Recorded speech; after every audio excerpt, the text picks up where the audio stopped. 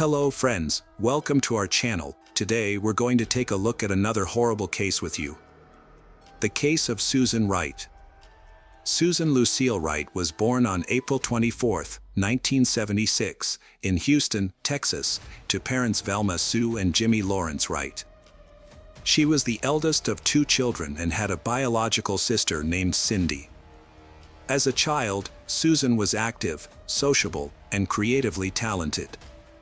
During her school years, she developed a passion for dancing and aspired to become a choreographer.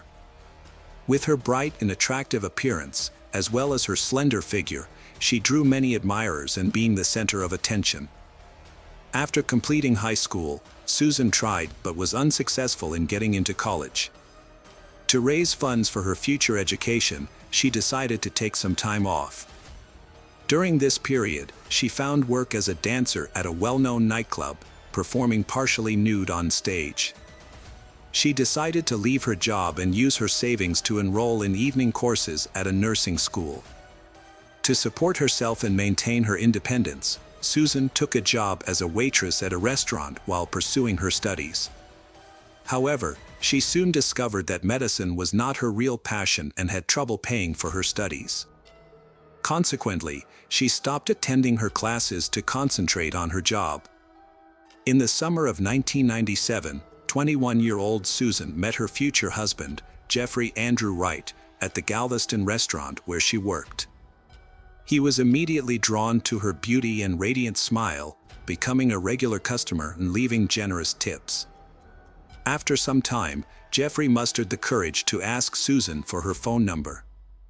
He would call her daily, sometimes multiple times a day, to arrange romantic dates and surprise her with small gestures, such as sending flowers with heartfelt notes to her workplace. In the evenings, he would meet her and walk her home. The man was 8 years older than Susan, but she didn't consider this a significant issue. He was charming, attentive, and caring, which quickly won her over. However, it soon became apparent that Jeffrey struggled with alcohol and substance abuse. He claimed to have overcome his addiction to drugs and promised to quit drinking entirely. Susan, being young and in love for the first time, believed him. She thought that their love could conquer any obstacle. Shortly after, Susan discovered she was pregnant and excitedly shared the news with Jeffrey. Although he seemed pleased about becoming a father, he didn't take any decisive action, such as proposing or suggesting they move in together. Confused by Jeffrey's behavior, Susan took matters into her own hands. She insisted that their child should be born within a married family, and Jeffrey agreed to her terms. By the time they officially got married, Susan was already 8 months pregnant. They chose to have a quiet, intimate wedding without guests or celebrations, rather than a grand ceremony. Around this time, they purchased a home in a quiet area of Harris County, Texas, and moved in a couple of weeks before the birth of their child. In December 1998, they welcomed their first child, a son named Bradley, and appeared to be the perfect family. In 2001, Susan became pregnant again, and in the spring of 2002, she gave birth to a daughter named Kay. The family had a small dog named Buck, a comfortable family car. Jeffrey worked at a local construction company, and after the children were born, Susan became a stay-at-home mom by mutual agreement. She took care of the kids and created a cozy home environment. The neighbors said that Mrs. Susan was a kind person, friendly, sociable, a caring mother, and a loving wife. However, it was later revealed that the reality of their family life was far from perfect. Her husband was extremely demanding in every aspect of their lives. Susan's days were filled with cleaning, doing laundry, and cooking. Jeffrey demanded freshly cooked meals every day, prohibiting her from preparing meals in advance or reheating leftovers. Maintaining a perfect and clean home was a challenging task, especially with 2 small children. Additionally, Jeffrey required his clothes to be washed almost daily, as he refused to wear the same item twice. If Susan failed to meet these expectations, she faced insults, humiliation, and even physical abuse. Moreover, Jeffrey was extremely frugal, providing Susan with a meager weekly allowance of $100 to cover all household expenses, including cooking, childcare, and maintenance. Susan had to keep track of every expense, giving receipts to her husband Jeffrey. However, Jeffrey's behavior was a bigger issue. Despite promising to quit drinking, he continued and started using drugs, downplaying it as light doping for work stress. The substances made him aggressive, causing him to harm Susan and their son. Jeffrey denied his behavior was a problem, claiming Susan knew about his substance use before marriage. His parents sympathized with Susan but felt powerless to intervene. After moving in together, Jeffrey's behavior became increasingly aggressive, leading to physical, emotional, and intimate abuse. He initially apologized, but the violence became regular. Jeffrey would often go to the gym 3 times a week to practice boxing as a stress relief measure. He looked forward to sharing this activity with his son when the boy was older. On January 13, 2003, Jeffrey returned home from the gym agitated and on edge. As Susan prepared dinner, he attempted to teach their 5-year-old son some boxing moves but lost control and struck the child, causing the boy to burst into tears. Susan pretended not to notice the incident, but it was the last straw for her. Following dinner, she put the kids to bed. Meanwhile, Jeffrey stayed in the bedroom, where he continued to take drugs. There are different accounts of what happened next. According to Susan, when she went into the room, Jeffrey assaulted her, attempted to rape her, and tried to stab her with a knife. She claimed she fought back in self-defense after managing to take the knife from him. The events that followed are unclear, with different accounts of what happened. According to Susan, when she entered the bedroom, Jeffrey tried to attack her, sexually assault her, and kill her with a knife. However, she claims she managed to grab the knife and defended herself, leading to a fight. Her story changed multiple times, but the version told in court, based on the investigation, was considered more believable. Susan decided to use her dance skills to distract her husband and lower his guard. Wearing a short silk robe over her bare body, she put on a seductive show for Jeffrey. She then suggested a role-playing game that involved tying him up, which he agreed to. Using 3 of Jeffrey's neckties, she bound his hands and one leg to the bed. She used the silk belt from her robe to secure his other leg. With Jeffrey immobilized, Susan created a makeshift gag using her underwear, pretending it was part of the intimate game. To set the mood, she lit candles and turned off the lights. Jeffrey was tied to the bed with a gag in his mouth, unable to move or speak. The room was dimly lit. Jeffrey poured hot wax from a candle onto Jeffrey's chest, which was painful but initially seemed like part of a game they were playing. However, when she poured wax onto his genital area, the pain became unbearable. Jeffrey tried to free himself and scream, but he couldn't. His wife, Susan, took a small sharp knife from the kitchen and began stabbing him repeatedly, starting at his groin and moving up his body, slashing his genitals, legs, abdomen, chest, arms, neck, and face. She began slowly, expressing her grievances with each stab, recounting the insults, humiliations, and abuse she had suffered. As she continued, Susan began to cry and stab faster. Experts later counted 193 shallow knife wounds on Jeffrey's body. Most of these wounds were not fatal, and Jeffrey was conscious for most of the ordeal. Susan's actions suggested she was in a state of extreme emotional distress. Her lawyers argued that she was in a state of affect, unable to stop even when Jeffrey showed no signs of life. She had not considered what she would do next or how she would handle the body. Shallow grave in the backyard. She sat next to her husband's body on the floor for hours. Eventually, she looked around the blood-covered bedroom and knew she had to act before dawn. She carefully checked outside through the window, ensuring the coast was clear. Her gaze landed on a shallow pit in the backyard that Jeffrey had dug for a fountain over the weekend. A plan formed instantly. This pit would become her despised husband's grave. To move the body, Susan used a garden wheelbarrow. This raised questions for investigators, as a petite woman was able to single-handedly lift and transport a man twice her weight out of the house. Suspicions of an accomplice arose but were never confirmed. Under the cover of darkness, Susan discreetly relocated the body to the pit and covered it with a thin layer of soil. She then cleaned up, removing the blood-stained curtains and bed linen, placing them in trash bags and dispersing them in different bins. The blood-soaked mattress was flipped over, as Susan was unsure how to properly clean it. She spent the remaining time until dawn scrubbing blood from the floor, walls, and carpet. Scrubbing the carpet is a big deal, with a large stain that couldn't be removed. In an attempt to eliminate any evidence of the violent confrontation, Susan applied bleach to the affected area, hoping the chemicals would destroy any remaining traces. Susan made a distressing call to her husband's parents in Austin, Texas. She was emotional as she recounted the events.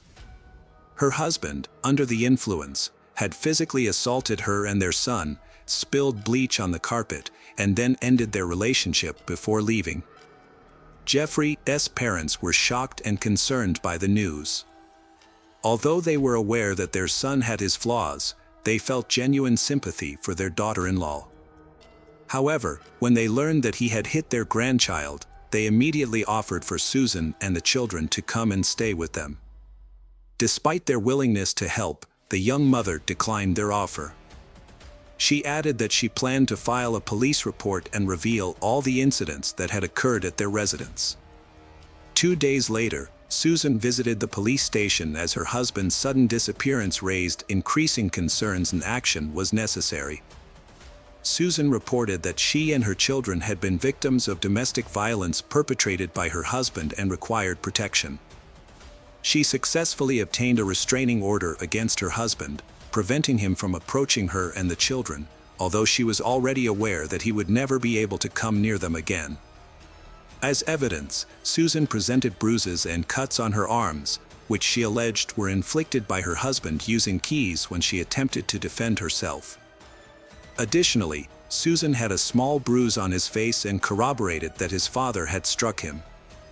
At first, the tearful woman's story seemed believable and logical. She claimed her husband, under the influence of alcohol and substances, had attacked her and their young son.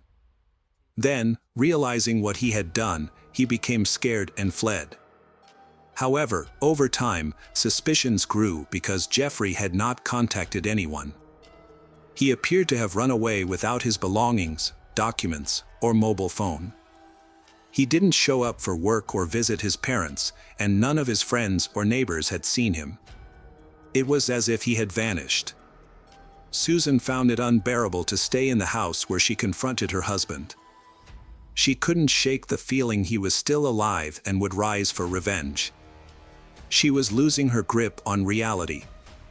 Even their dog Buck sensed it, constantly barking and trying to dig up the yard where Jeffrey was buried. On January 17th, Susan went to her mother's house with her children. When her mother saw her daughter in person, she fully realized the severity of the situation. Even though she had already been aware of it, Velma directly asked if she had killed her husband, and her daughter broke down in tears, nodding in admission. The daughter then confessed to the crime, revealing the location of her husband's body, and repeatedly expressed uncertainty about what to do next. Following her mother's advice, Susan reached out to lawyer Neil Davis the next day and confessed to killing her husband and attempting to cover up the crime. After gathering all the details, the experienced defense attorney considered possible scenarios and contacted the Harris County District Attorney's Office on January 19th. Davis reported Susan's confession, including the burial of her husband's body in their backyard, and stated that she was willing to provide a full statement at the police station. On January 24, 2003, Susan voluntarily went to the police station, intent on making a full confession. However, her account was disjointed, with confusing details and occasional contradictions. She sometimes referred to her late husband as if he were still alive, expressed fear of him, and requested protection. Consequently, Susan underwent a psychiatric evaluation. The results revealed she had suffered a nervous breakdown and was experiencing depression. Despite this, the evaluation found that Susan was still capable of understanding the actions she had taken. When investigators uncovered the remains of Jeffrey from the makeshift grave in the backyard, they were shocked by the brutality of the scene, having never encountered. Experts counted a total of 193 knife wounds on the victim's body, distributed across various areas, including the groin, legs, shoulders, arms, abdominal area, chest, neck, and face. The majority of these wounds were superficial, meaning they were not life-threatening on their own. However, one head wound was severe enough to have caused death. The large number of superficial wounds suggests that the victim endured a prolonged and agonizing death, likely while still conscious, as his wife repeatedly stabbed him with a small knife.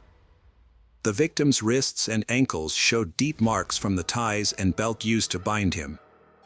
These injuries indicated that the victim had attempted to free himself but was unsuccessful. The ties and belt were still on the body when it was found. Additionally, there were traces of candle wax on the victim's chest and groin area. Susan claimed that the candle wax was an accident, resulting from her husband knocking over a lit candle. However, the prosecution argued that the hot wax was more likely used as a form of torture to inflict suffering on the bound victim. Furthermore, the victim's mouth contained his wife's underwear, which acted as a gag to prevent him from screaming or calling for help.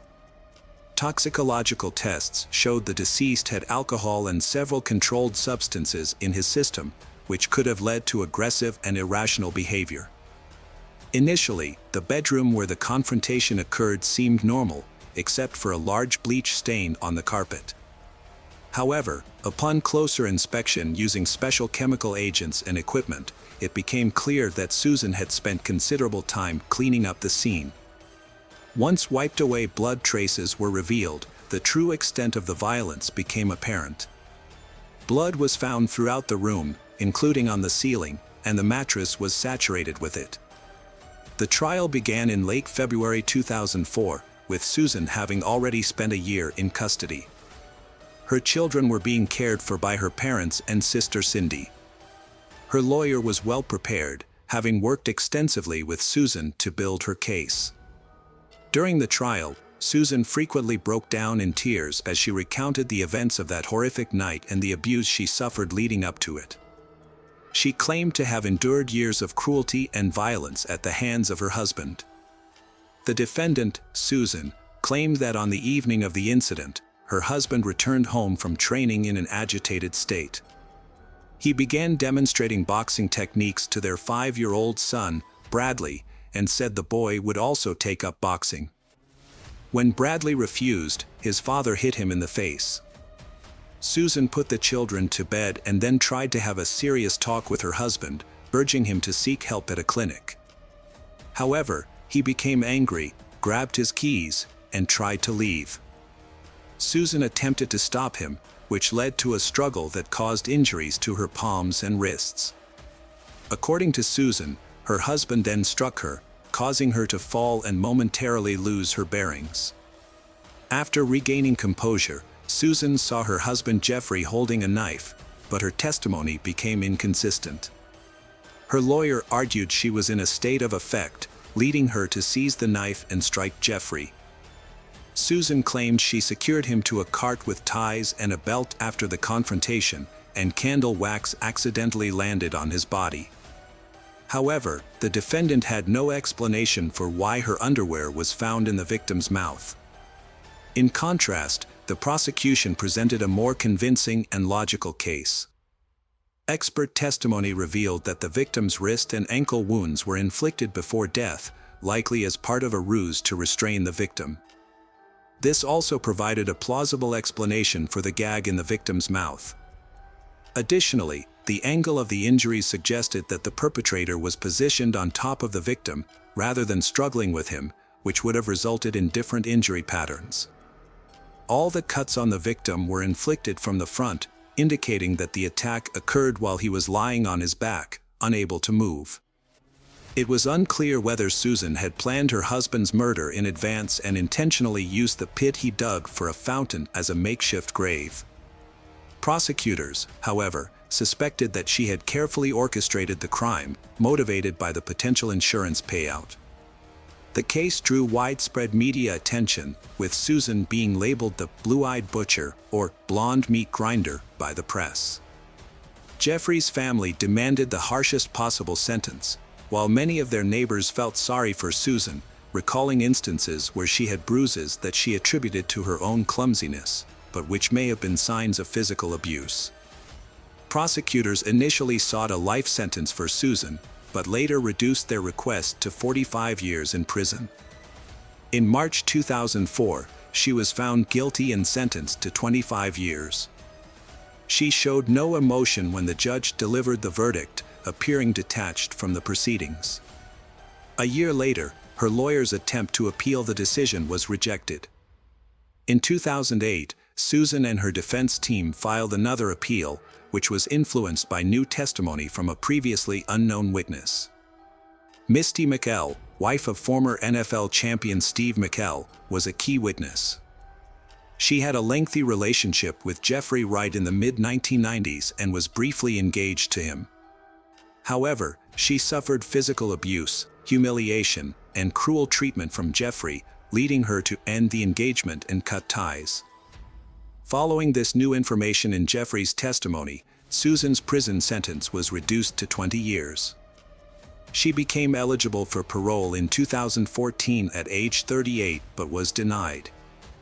A second denial followed in July 2017.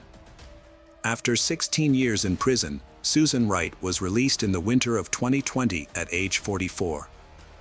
She was met by reporters and photographers, causing her to break down in tears and ask to be left alone. Her trial received extensive media coverage, including a broadcast on Court TV. Hello friends, welcome to our channel. Today we're going to take a look at another horrible case with you, the case of Shannon Starbuck. Shannon Starbuck, a 42-year-old woman, was born on April 19, 1969, in Anderson, Indiana, as the youngest child with two older brothers. Her parents eventually divorced and started new families, resulting in additional siblings for Shannon. On December 3, 2011, Shannon was discovered on the floor of her bedroom, positioned in a suggestive manner. An erotic massager was placed on her stomach, indicating a clear attempt to humiliate her after death. The police immediately suspected foul play due to the numerous bruises and scrapes on her body.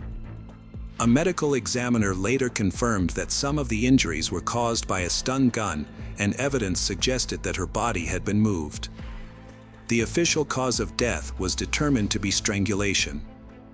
The detectives assigned to solve the case faced a difficult task. They needed to reconstruct the final hours of Shannon's life and identify the perpetrator. Shannon, a mother of 5, had been reported missing by her ex-husband, Clay Starbuck, a day before her body was found. Clay, 47, had alerted the authorities that he had been unable to contact Shannon since December 1 at approximately 3 p.m. Shannon sent a text to her daughter, saying she couldn't pick up the kids from school because she wasn't feeling well. She asked them to wait for their father, claiming she had already informed him of the change in plans. However, his phone was turned off, so he didn't know what was going on. The younger siblings, Marshall and Serena, were tired and hungry, so 15-year-old Logan decided to call her older brother Austin for help. She asked him to drive them to their father's house, which was just a couple of blocks away. When they arrived, Austin said he couldn't reach their mother either. He thought maybe she had turned off her phone to rest. Austin put the kids in the car and drove them to their father's house. Clay was surprised to see them but was happy to spend time with his kids. Since the older kids had lived with him after the divorce, and the younger ones had stayed with their mother, Clay decided to enjoy the unexpected visit and didn't contact Shannon. This wasn't the first time something like this had happened with her. Clay expected to see Shannon at the school basketball game that evening, but she didn't show up.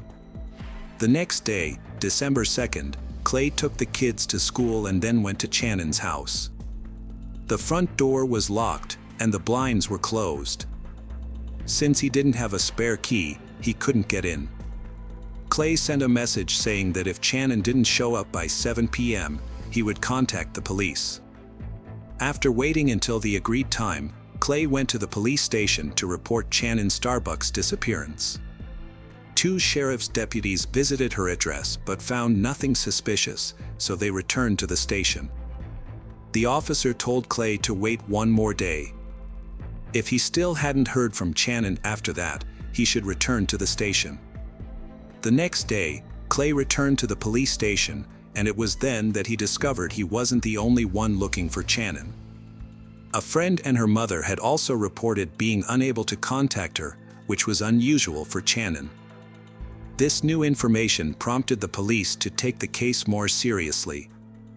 It had been 48 hours since Shannon's disappearance, and several people were worried about her. The police visited Shannon's home again. Upon entering the residence, they found no signs of forced entry or robbery. Initially, everything appeared to be in order. However, when they entered Shannon's bedroom, they discovered the disturbing truth. Shannon Starbuck's disappearance was a result of a brutal murder. In her room, investigators found an unmade bed with a blanket nearby, but the sheet was missing and the mattress cover had red stains. Her cell phone and diary were on the dresser. Forensic experts examined the room for fingerprints, finding 12 latent prints on the massager box and bathroom mirror, while some surfaces had been wiped clean. DNA analysis was conducted on traces found in common areas, and specialists took scrapings from under Shannon's nails, face, and neck. Detectives believed the murder occurred after Shannon got out of the shower, and her body was moved to the bed and then the floor. The missing sheet was found in a washing machine, suggesting the perpetrator tried to eliminate evidence. Clay arrived at Shannon's house by noon to find out what had happened to his ex-wife. However, the scene at her yard was ominous, with yellow tape cordoning off the area, an ambulance, and several police cars parked near the lawn. Clay was the first to be informed of the tragic event. To gather more information about Shannon and her lifestyle, the detectives questioned Clay after he had calmed down. He explained that he and his ex-wife had a morning routine where he would take the younger kids to school and she would pick them up afterwards. However, on December 1st, his car broke down a few blocks from home, disrupting their routine. Clay had texted Shannon to ask her to take the kids to school. It was supposed to warm up around 11 a.m., but when he tried to start the car again, it still wouldn't start. He gave up and went back inside to take a nap. Clay slept for several hours without being disturbed, during which time his cell phone ran out of battery. To support his story, he showed the police his correspondence with his ex-wife, Shannon. Initially, everything seemed to add up. Clay was cooperative, providing his cell phone, DNA, and fingerprints. He also expressed concern for Shannon, explaining that their divorce had made her more vulnerable. When asked for more information, Clay revealed that Shannon had joined a dating site after becoming single. As an attractive woman, she had many admirers. According to Clay, she might have been seeing multiple people at the same time, and one of them might have been responsible for her death. Unfortunately, he didn't have any specific names to share. During the conversation, Clay became emotional and cried, struggling to accept Shannon's death. After recording his statement, the police sent him home. He had to break the news of their mother's death to their children. At the start of the investigation, the case surrounding Shannon Starbuck's demise was gathering momentum. Investigators questioned the Shannon family's neighbors, focusing on every detail, especially reports of unfamiliar people and vehicles in recent weeks. An autopsy revealed severe injuries, including chest trauma consistent with the use of a stun gun, 10 broken ribs, and head and body injuries likely caused by a blunt object. The severity of the injuries made it difficult to determine the exact time of death, but the expert estimated that Shannon's life ended between December 1st and 2. Scratches on her body suggested that she had been moved, and her broken neck bone supported this theory. The medical examiner found evidence of strangulation using a soft object, possibly a hand, towel, or sheet. A breakthrough in the case came from the analysis of body samples, which revealed male DNA. This suggested that the suspect might be one of Shannon's close male acquaintances, including her ex-husband or secret admirers. Clay Starbuck, her ex-husband, has cooperated fully with the investigation, including undergoing a medical examination to check for any injuries or harm. Detectives suspected that the perpetrator might have been injured during the struggle, but Clay showed no signs of injury on his hands. The investigators then examined their sons, 21-year-old Austin and 18-year-old Blake. The only issue that arose was the presence of old cuts on the older son's hands, but these were explained by his job at a window manufacturing plant. During conversations with the sons, some facts were established that would later become clearer. The children knew that after the divorce, their mother had been dating and they disapproved of it. They had seen explicit photos on their mother's laptop, leading them to wonder if she might have been targeted by an online predator. It was clear that the sons loved their mother and were deeply shaken by her death. However, they had disagreed with the changes she had been making in her life. In a subsequent interview, Clay expressed himself more clearly. He blamed Shannon's behavior for his family's problems while he was away on business, especially her frequent encounters with other men. Clay even suspected that Marshall might not be his biological son, but he loved him regardless. Clay believed that after their relationship ended, Shannon started to indulge excessively and not appropriately for her age. He disapproved of her dropping off the kids at his place when she went on dates. By this point, investigators had not only spoken to Clay and the children but also interviewed Shannon's relatives and friends. The detectives developed a more comprehensive understanding of the deceased and her family. Shannon had always dreamed of having a big, loving family. Growing up, she was a kind and modest person who loved to draw and was very good at it, winning many awards. At 20, she met 25-year-old Clay Starbuck in Florida, where she had moved with her family when she was young. Clay was on vacation from Alaska. They were introduced by friends at a party and hit it off right away. That night, Shannon learned a lot about Clay. He had gone to school in Colorado to learn about diesel mechanics and later worked on the Trans-Alaskan Pipeline, which paid well. However, he was already married with 2 kids. Despite his complicated past, Shannon wasn't discouraged. She actually saw it as a plus, thinking it gave him valuable experience for their future together. Shannon and Clay got married soon after meeting. As Clay's new wife, she moved in with her husband. At first, she struggled to adjust to her new surroundings and the weather, but she quickly settled in. Shannon's married life wasn't as perfect as she had envisioned. Her husband Clay was often away, leaving her to manage the household by herself. However, her love for him gave her the strength to carry on, knowing that his work shifts would eventually end and he would return to her. In the meantime, she took on the role of mother to his children from his previous marriage and soon gave birth to their own son, Austin, followed by another son, Blake, 3 years later. In 1996, they welcomed a daughter, Logan, who was later diagnosed with autism spectrum disorder. Shannon accepted her daughter's diagnosis with love and care, becoming her closest companion. The family was later completed with the arrival of another daughter, Serena. Shannon devoted herself to her children's well-being, education, and spiritual growth. She was also known for her cooking, crafts, and other hobbies within their community. However, she was so focused on being a caring mother and a loving wife that she didn't realize her husband was having an affair at work. When she discovered his affair, she felt deeply betrayed and shocked. This led her to file for divorce in 2000, marking the beginning of a new chapter in her life. She still had feelings for her ex-husband, so she moved to Arizona to start fresh and ease the pain of their separation. There, she attempted to start a new relationship, but it didn't work out because she realized she still loved her ex, Clay.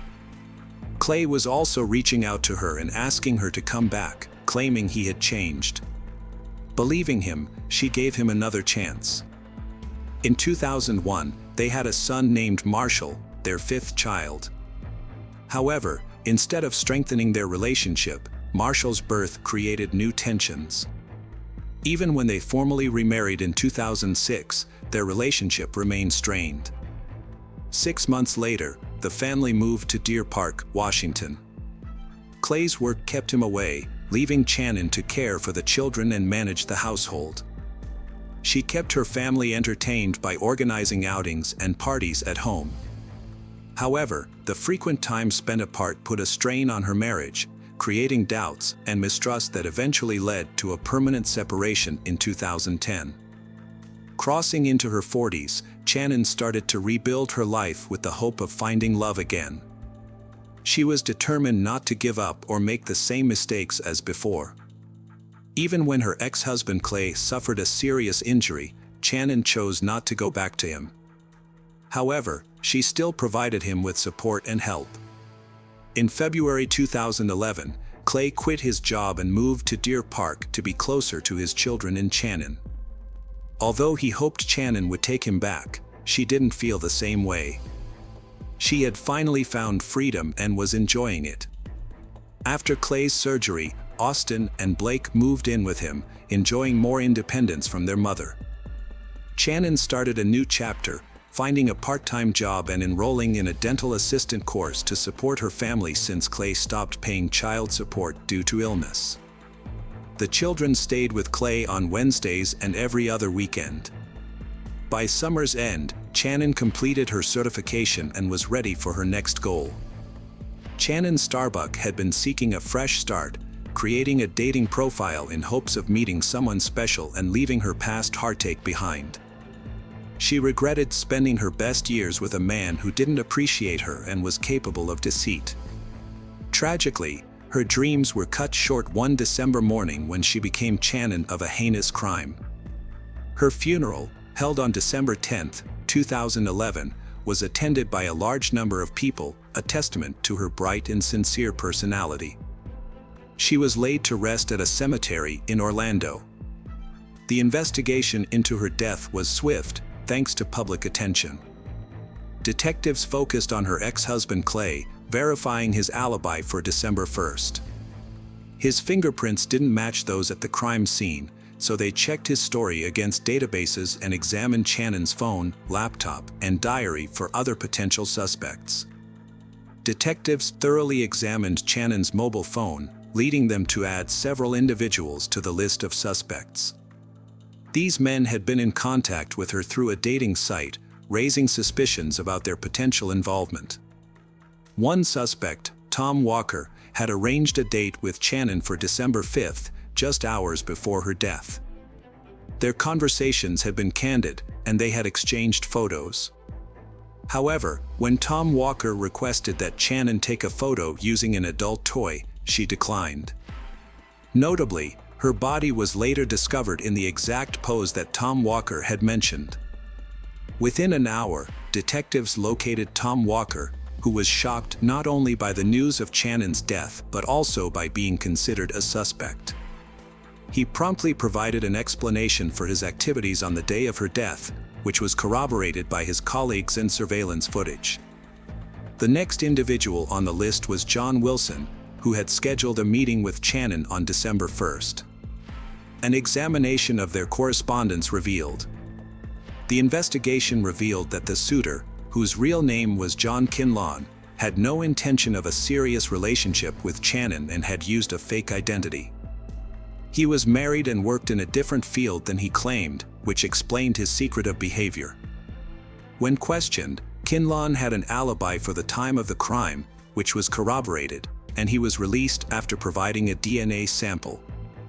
The investigation was back to square one, but a breakthrough came when detectives examined Channon's mobile phone. They discovered that a 911 call had been made from the phone on the morning of December 1st, but it had been deleted from the call log. After retrieving the call, they found it contained only the sounds of sobbing and rustling before abruptly ending. Channon's phone records revealed a failed call and 11 messages sent after her death.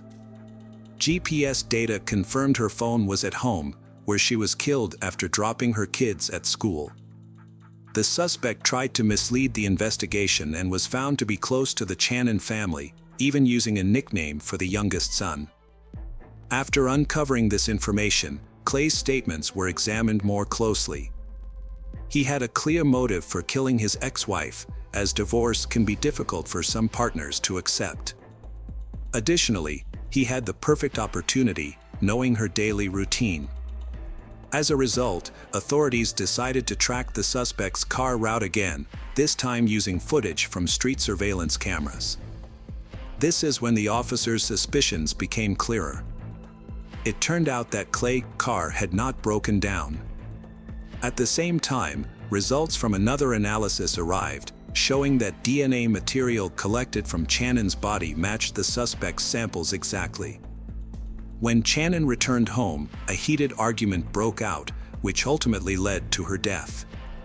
The unusual position of her body was a deliberate act of vengeance by Clay, who was enraged by her newfound freedom.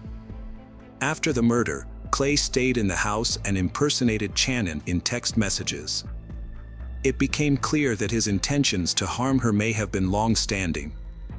A friend's conversation with detectives took on new significance, revealing that Clay and Channon's relationship was troubled. Channon had confided in friends that she was tired of Clay's controlling behavior and criticism, and had feared he might harm her if she ever left him. In fact, Channon had contacted the police multiple times between June and November 2011, reporting that Clay was stalking her and making her feel unsafe in her own home. She had become so fearful that she refused to give anyone a spare key to her house. Ultimately, Channon secured a restraining order against Clay, limiting their communication to text messages. A thorough examination of her diary revealed that she not only feared her former lover but also believed he was manipulating their children against her. Clay had been spreading vicious rumors and portraying her as promiscuous. As a result, when he was arrested on February 6, 2012, the children refused to believe he was involved. The discovery of a tracking program on Channon's laptop, a hard drive labeled Channon's desktop computer, in Clay's house, and printed correspondences did not seem to disturb them. The older children questioned the authenticity of the DNA analysis, thinking the accusations against their father were unbelievable and the case was fabricated. However, law enforcement and other relatives had a different perspective. At the trial, the prosecution presented a substantial amount of physical evidence and testimonies, confidently demonstrating Clay's guilt. In June 2013, justice was served when Clay Starbuck was found guilty of first-degree deprivation of life under aggravating circumstances and disrespect to human remains. He was sentenced to life without parole. His 2015 appeal was denied. He's serving time in Spokane County. Channon's family grieves her loss, but the children siding with their father hurts more. His obsession led to revenge, leaving the children without a mother or father. Hello friends, welcome to our channel. Today we're going to take a look at another horrible case with you, the case of Nadine Lott. Nadine Lott was born in the late 1980s in Arlo, a town on Ireland's southeastern coast. She was the eldest child of Claire and David Lott. She has 3 younger siblings, Phoebe, Tanith, and Kayla. By the summer of 2012, Nadine, 26 years old, had grown into a charismatic woman. She was eagerly planning a trip to Australia, looking forward to a vacation filled with exciting experiences, sports, and new friendships.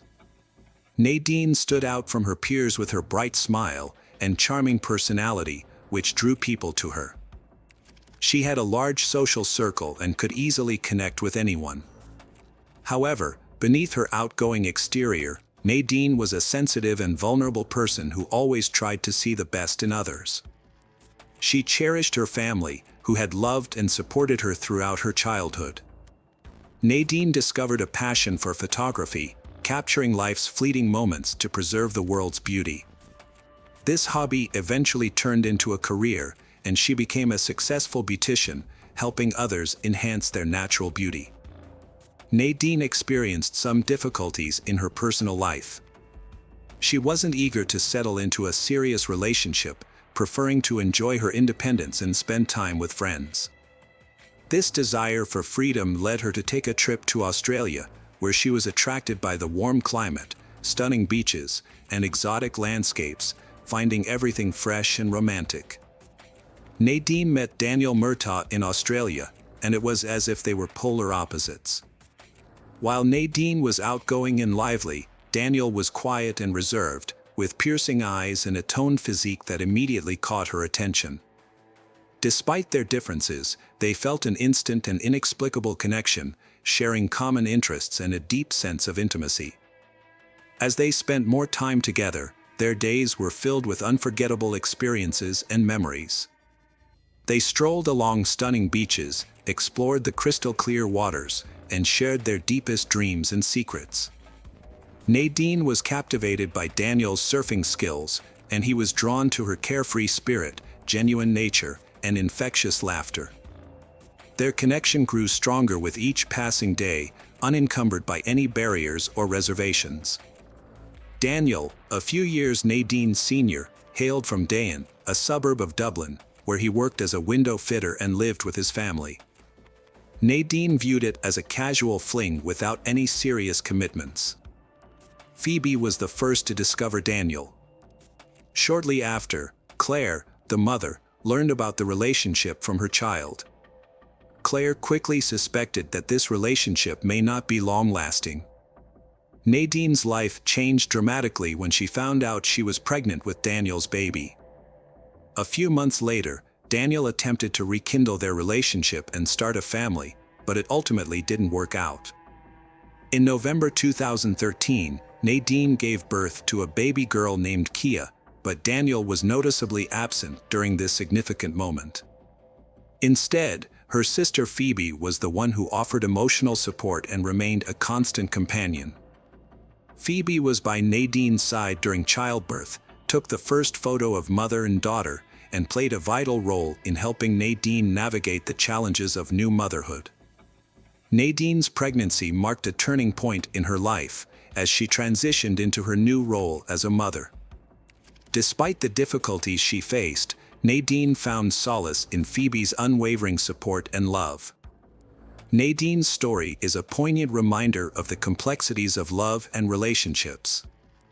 Although her relationship with Daniel was unfulfilling and lacked deep emotional connection, Nadine was determined to provide a stable and loving environment for her daughter.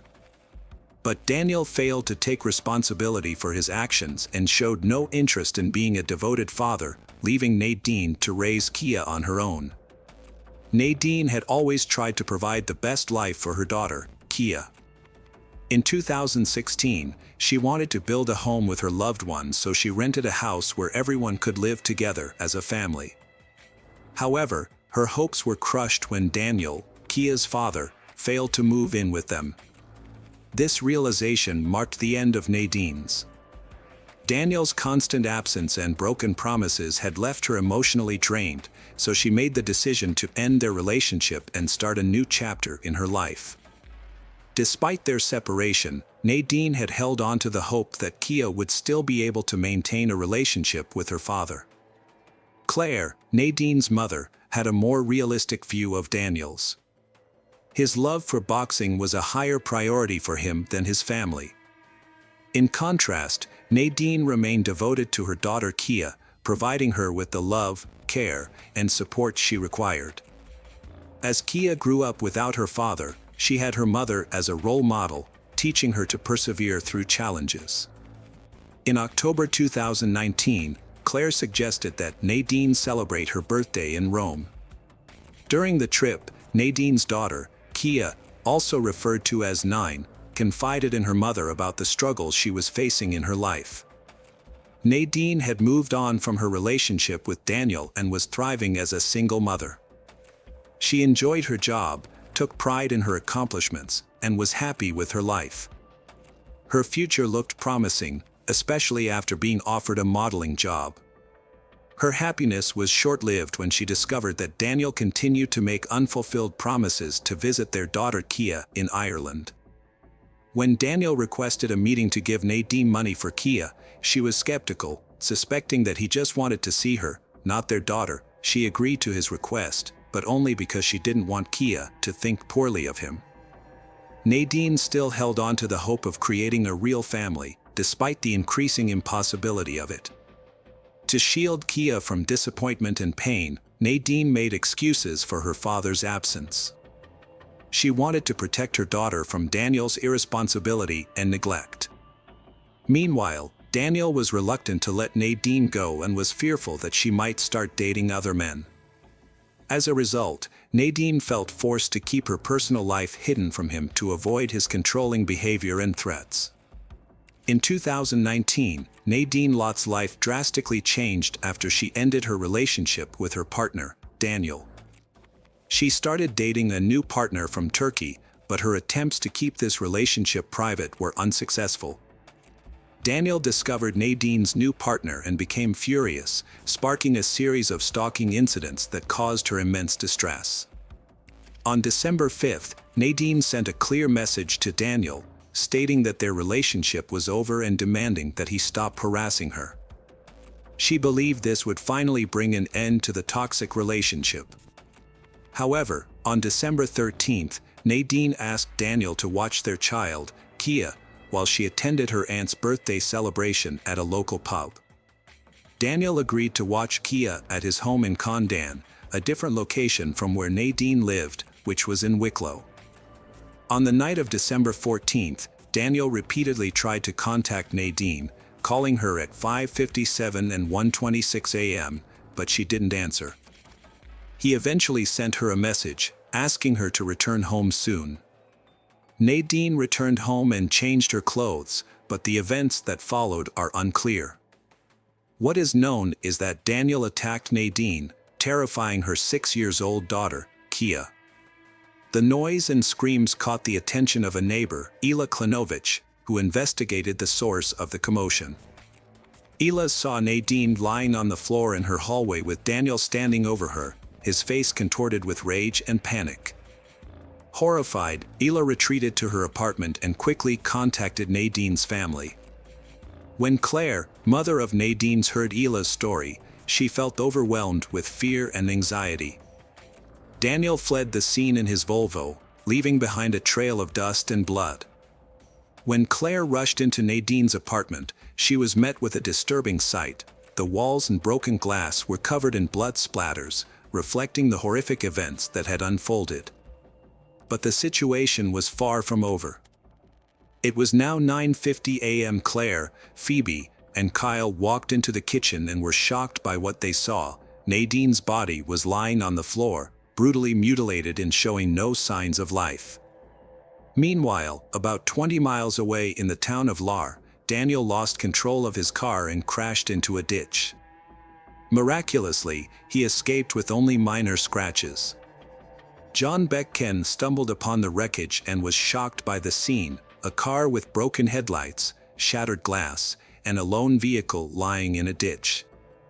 His initial thought was that the driver had been drinking after a Christmas party, but as he approached the car, he was surprised to find it empty. Suddenly, Daniel emerged from the fog, his eyes vacant, his body shaking, and his clothes covered in blood. Daniel confessed to the crime in a despairing tone to a witness. He was then taken to the hospital in an ambulance, repeatedly muttering that he loved Nadine, as if seeking forgiveness. Meanwhile, Nadine's apartment was in disarray. When paramedics and police officers arrived, they were met with a strong smell of blood. The walls and furniture were smeared with it, and the scene was chaotic. Paramedic Ian Clark was struck by the extent of the destruction. Broken dishes, shattered glass, and bloody footprints indicated that a violent crime had occurred. Phoebe and Kyle rushed Nadine to urgent care after a severe accident, where medical professionals were able to save her life despite her critical injuries, which had left her unconscious. Nadine was rushed to St. Vincent's Hospital, where she was admitted to the intensive care unit. Doctors documented severe injuries to her head, neck, and chest at 10:58 a.m. Her condition was critical, with 64 injuries found on her body, the cause of which was unclear. Nadine received multiple blood transfusions, but her condition remained critical. Claire hoped that Nadine would recover. Claire stayed by her daughter Nadine's side in the hospital, bringing comfort with familiar items from home like family photos, Nadine's favorite perfumes, and cherished toys. Despite the doctor's bleak outlook, Claire was resolute in her support, believing that her love and care would help Nadine navigate the challenging road to recovery. Meanwhile, Daniel was scheduled to appear in court on December 16th. The court decided to hold him in custody until his trial. On the same day, Claire accompanied Nadine to a follow-up examination to assess the damage to her brain. Claire prayed that Nadine would find the strength to pull through. Tragically, Nadine's injuries were too severe, and she passed away on December 17th, between 3 o'clock and 4 p.m., without ever regaining consciousness. Irish Police Colonel Dean McCarthy described the violent crime as one of the most brutal he had ever witnessed. After the murder, Chief State Pathologist Dr. Linda Mogan performed the autopsy at the city funeral home on December 18th. Following the autopsy, the victim's loved ones, particularly her family, were left with many unanswered questions. Claire was consumed by her thoughts, trying to make sense of the events that had transpired. The next day, the killer, Daniel, confessed to the heinous crime, describing how he attacked and brutally murdered Nadine. According to Daniel's account, he started by grabbing Nadine, hitting her on the head, and then repeatedly punching her with his fists. Despite her efforts to resist, Daniel continued the assault, kicking her and eventually stabbing and strangling her with a charger cord. Kia, a witness to the horrific attack, pleaded with her father to stop the assault, but her cries were ignored. Despite Nadine's desperate attempts to fight back, Daniel had remarkable physical strength and was impossible to defeat. A funeral service for Nadine was held on December 22nd at St. Mary and Peter's Church in Arlo, her hometown. The ceremony drew over 1,000 mourners, and hundreds more watched the live broadcast as they gathered to bid their final farewells. 6 people carefully carried the coffin containing Nadine, a young and beautiful girl, as if she were asleep in eternal rest. The altar was surrounded by scarlet velvet roses. Nadine's mother, Claire, sat in the front row, struggling to hold back tears as she gazed at her daughter's coffin. Her eyes shone with love and admiration for she who lay before her. Family and friends gathered nearby, overcome with grief, as they clutched handkerchiefs to their faces and openly wept. David Lott, Nadine's father, stepped forward, his voice shaking with sorrow, and tearfully placed one of Nadine's elegant handbags beside the coffin. Nadine had a remarkable ability to turn anything into a stunning fashion accessory that perfectly matched her one-of-a-kind style. Next, Kyle, a close family friend, approached the altar, holding a photograph of Nadine and Kia, beaming with happiness as they hugged each other. Kia, confused and grief-stricken, clung to her mother's side, unable to comprehend the loss she had suffered. Phoebe, Nadine's sister, brought a pair of shoes to the altar, the very ones Nadine had been planning to wear to her prom. Overwhelmed with emotion, Phoebe struggled to hold back her tears. Tanith, another close friend, carefully placed a photo album on the altar, filled with cherished memories of Nadine's carefree days, joyful parties, and radiant smile. These memories would remain with them forever, a poignant reminder of the happy times they had shared with Nadine. With genuine empathy on his face, Priest Michael Moore led the ceremony with heartfelt words of eternal life and hope that soothed the grieving family and friends. Looking directly at Kia, he voiced gratitude for the immense joy she had brought Nadine during her life, wishing that Kia's own life ahead be one rich with care, protection, and enduring love. He reassured Kia that her mother's loved ones would always be there to protect her from harm, serving as her guardian angels. Nadine's sisters, Phoebe and Tanith, tearfully bid their final farewell, overcome with grief at the loss of their beloved sister. The ceremony concluded with the playing of funeral music, after which Nadine's coffin was laid to rest in the San Gabriel Cemetery. As her loved ones said their final goodbyes, they took comfort in knowing that Nadine's soul was at peace. This story is about a woman whose life is filled with lies from beginning to end.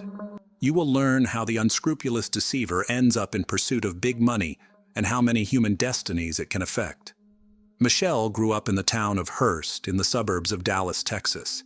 She had a younger sister, Laura. The girl's mother left home in search of a better life, so the upbringing of children was the father. It was not easy for a man to raise two daughters alone. He survived on occasional earnings at a construction site and often relied on alcohol. In search of easy money, he repeatedly thought up and implemented devious plans for profit.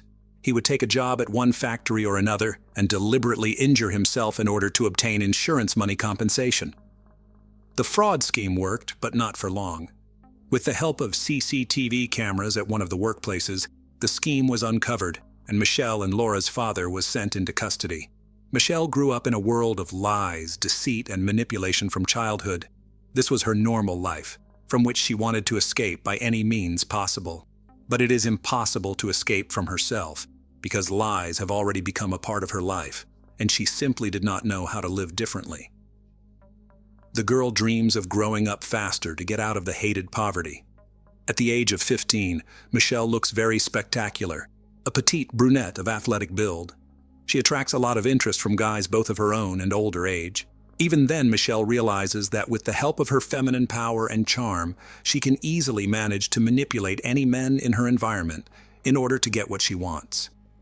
So in her life begins a series of love relationships with different men.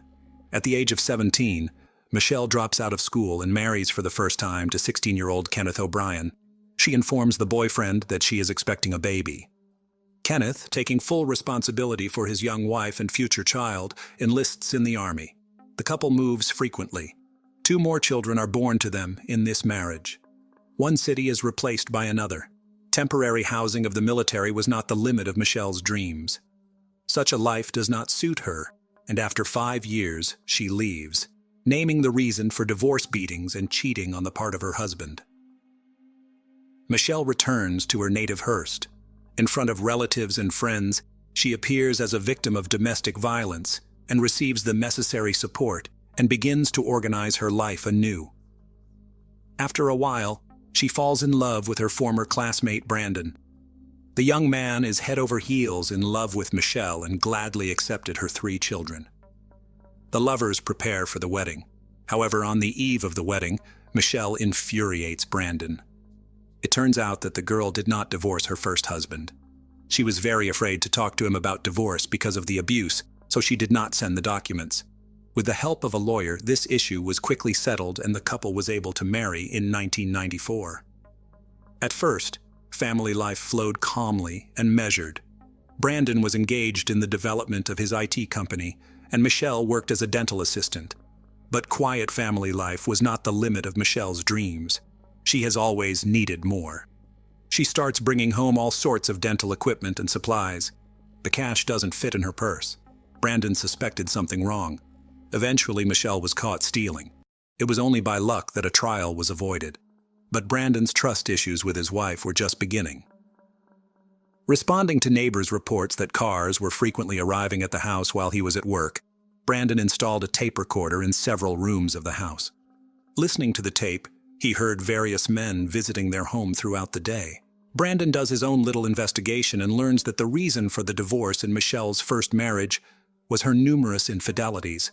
not her husband's beatings, as she told everyone. Brandon's patience broke and he demanded a divorce. Michelle was furious that Brandon initiated the divorce, and while he was at work, she got back at him.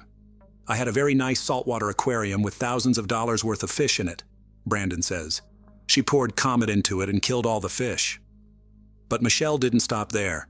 Brandon also had a beloved dog named Domino. Michelle stuffed the dog with sleeping pills, which led to the death of the living creature. Michelle put Domino to sleep. "If you're shocked at this point, we've only scratched the surface," Brandon says. "It was a nightmare that wouldn't stop. You can't make that girl go away." Unfortunately, Brandon learned the truth about Michelle when his own marriage was completely destroyed.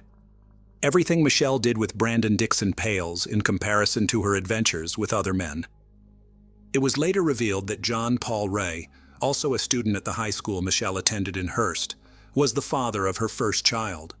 Instead of revealing this information to John, she told Kenneth O'Brien that the child was his, forcing him to marry her. Kenneth, for 13 years, thought the eldest son was his own. John later told police that Kenneth paid child support from age 5 to 18 and did not know he was not the father. After Brandon and Michelle divorced, she moved in with John, the father of her first child. They lived in a common-law marriage for 8 years. Their relationship came to an abrupt end when John began to suspect his wife of cheating. Michelle didn't deny it. She confirmed the affair on the side. John moved out, leaving most of Michelle's possessions. Michelle's next love was Greg Williams. They were both not so young anymore. Both had a history of past marital failures. The man was married twice and had a daughter. After Greg and Katie divorced in 2003, the couple agreed to share custody of their common daughter, Taylor. However, there was no formal agreement on child support, because the former spouses had a good relationship. Rich, successful, and generous Greg was a perfect match for Michelle. In 2007, Greg and Michelle had a common daughter, Michaela. A year later, they got married. Their marriage was like the American dream. Money, children, love, it was all in abundance. Michelle seemed to have made it through the thorns to the stars and got the life she had always dreamed of. Greg Williams held his family in very high esteem. He grew up in a family with fierce principles and achieved everything on his own from an early age. He loved sports and was a martial arts black belt. In addition to his love of exercise, Greg was also a fan of guns. Both he and Michelle had guns that they kept in their home in Keller. Michelle's gun, a silver .40 caliber pistol, was kept in a safe, but Greg kept his gun, a black Liebherr .45 caliber, always loaded in a case under his bedside table. The couple was determined to make their marriage a success. They threw birthday parties for their children from other marriages at their home in Keller. Michelle's adult children would have barbecues and swim parties. Very often the house was full of friends. But despite the picturesque suburban home and a precocious daughter, Greg and Michelle were not the classic American couple. They met through an online community for bondage, domination, sadism, and masochism, and their wild adult house parties led to numerous complaints from neighbors. Without making the matter public, the couple decides to move out. The night before, Michelle and Greg had been unable to sleep for a long time. They were preparing to buy a new house for $4.5 million. They emotionally discussed the upcoming event. Greg stayed in the bedroom alone. Michelle went out to her crying daughter and fell asleep with her in the room. On October 13, 2011, at 4:40 a.m., an emergency call came in. A crying woman screamed into the phone that she and her husband had been attacked by a robber. She was injured, and her husband had been shot. Within minutes, police arrived at the scene of the tragedy. Inside the home, detectives found a television on full volume and a baby sleeping on the couch. Michelle's daughter was sound asleep and unaffected in any way by the attack that occurred. The woman's behavior alerted police officers. She was behaving rather strangely and did not look like she had just experienced a burglary. Soon, the gated community was filled with police cars, detectives, and forensic experts. The lot was cordoned off, and police searched every inch of the nearly 5,000-square-foot home. Michelle was fully dressed, had her hair styled, and was acting very calm. She told police she was asleep, but her clothing and demeanor said otherwise. As the only witness, Michelle was taken to the Keller Township Police Station for questioning. After several hours of talking to police and investigators, Michelle's story began to fall apart like a house of cards. According to the woman, the intruder, dressed in all black, hit her on the head with a wrench. She fell from the blow, but was conscious and heard a gunshot. The stranger then fled through the back door of the house. Michelle Williams's account did not match what police saw at the scene. Greg Williams was shot in the head while lying in bed. A .45 caliber handgun, presumably used by the intruder, was found near the back door next to a wrench. There were no fingerprints on either weapon. Neither was found to show any signs of forced entry. The family's valuables and money were untouched. Examined CCTV footage from a neighbor's camera showed that only one car had entered the gated community in the hours before the crime. Police confirmed that the car belonged to a newspaper delivery man. To confuse the investigation, Michelle came up with a version of the attack. She hit herself with a wrench and made their large house look like the scene of the attack. But detectives did their due diligence and noticed a number of details that didn't add up. Michelle Williams was fully dressed, her hair was styled, and she had fresh makeup on her face. It gave the impression as if she was waiting for someone. The gun used during the crime was found in the house, without any fingerprints, and the final detail that proved Michelle's lie was the $20,000 in cash that was not stolen in the robbery. Michelle had no explanation for why a successful businessman and devoted father decided to take his own life, but she was able to explain her behavior. Michelle claimed she wanted to spare their young daughter the bitter truth about her father's self-inflicted death. She admitted to police that she wiped down the gun and washed Greg's hands to cover up fingerprints before desperately staging a home invasion and calling emergency services. As bizarre as that explanation was, it became obvious to police why no evidence was found in the house. Michelle admitted to wiping the crime scene with bleach and hitting herself in the face with a wrench to present a more realistic picture of the attack. From the beginning, Keller police doubted the credibility of Michelle's testimony. But at the time, no physical evidence was presented linking her to the crime. Michelle was arrested for perjury, but was soon released home.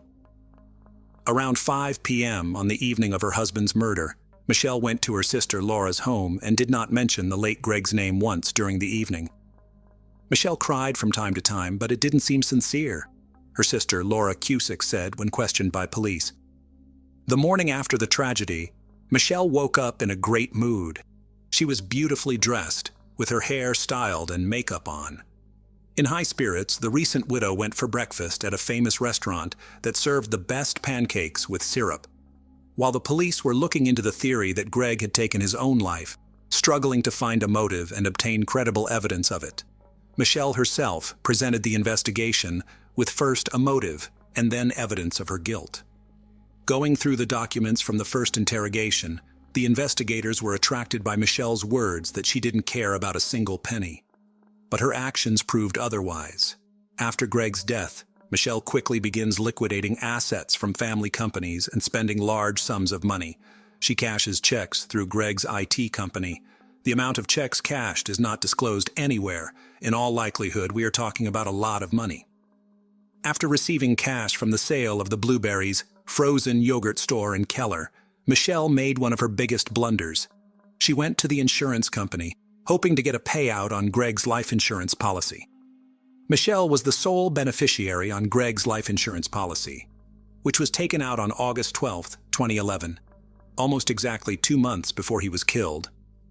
But one important fact the woman missed. According to the terms of the insurance policy, Greg's death was not an insured event because he left his life voluntarily, and at the last moment, she was denied the money. The desire to get the insured sum of $600,000 was the main motive for the crime. Later, another important fact of financial fraud comes to light that casts suspicion on the widow. Fictitious financial documents for a mortgage loan were used to purchase the house that Greg and Michelle had been preparing for on the eve of his death. The account numbers were intentionally changed, and the lender did not immediately notice the elaborate fraud.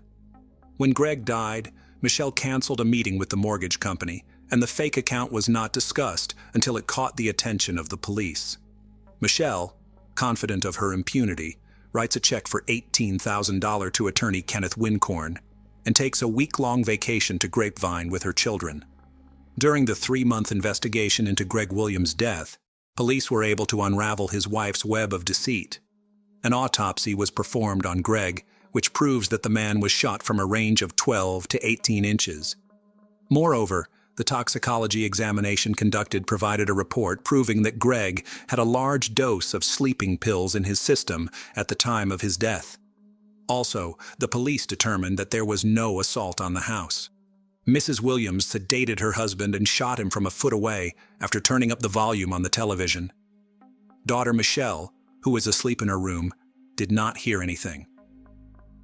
On November 3, 2011, based on the Tarrant County Medical Examiner's report, Greg Williams' death was officially ruled a homicide. Michelle Williams was arrested on January 9th as she was on her way to a fitness center. She was charged with murder, tampering with evidence, and making a false statement to police. Michelle was both the only witness to the crime and the only suspect. Bail was set at $522,000 to be released from custody pending a court hearing. But Michelle spent a week in custody and was released on $85,000. Dressed in gym clothes, Michelle walked out of jail with a GPS monitor and under the arm of attorney Kenneth Wincorn, who was now officially representing her. Greg's first wife, Kathy, was furious when she found out that attorney Wincorn was defending Michelle. That money she paid him was part of Greg's estate, and it should never have gone to pay the legal bills of the woman who was accused of killing him. Online court records list Kenneth Wincorn as the attorney for Katie and Greg's divorce in 2003, and Wincorn's name and signature appear on legal documents regarding the custody agreement for their shared daughter Taylor in 2008. However, Kenneth Wincorn's defense of collusion with Michelle Williams will be exonerated by providing evidence. The divorce was handled by his company, and he personally never represented Greg. Kenneth Wincorn said he first learned of Greg's murder from an IT company employee. It was very shocking, Wincorn says, adding that Michelle later sought his help. After her plot to cash in on Greg's death is foiled, Michelle Williams changes her name to Shelley and appears as a fitness guru hoping to start a new life. On Facebook, Shelley publicly announced her relationship with Gene Wallace, a friend of her oldest son, a man nearly 15 years younger than her. Shelley and Gene opened a fitness club in Bedford and heavily promoted it online. Armed with an ankle bracelet with a GPS tracker, Michelle spent the next few months enjoying her new boyfriend, fitness classes, and court hearings. She often appeared in court dressed for a night out on the town, wearing mini-skirts, knee-length boots, and deep-cut blouses. She never mourned Greg's death for a second, says Greg's ex-wife, Kathy. Rob Conover was friends with Greg Williams for more than 20 years and attended many of Michelle's hearings. He recalls how she deftly manipulated police officers at the courthouse, making them see her as an innocent woman in need of protection. On October 9, 2013, 45-year-old Michelle Williams took a plea deal with the county and pleaded guilty to tampering with evidence and deadly conduct.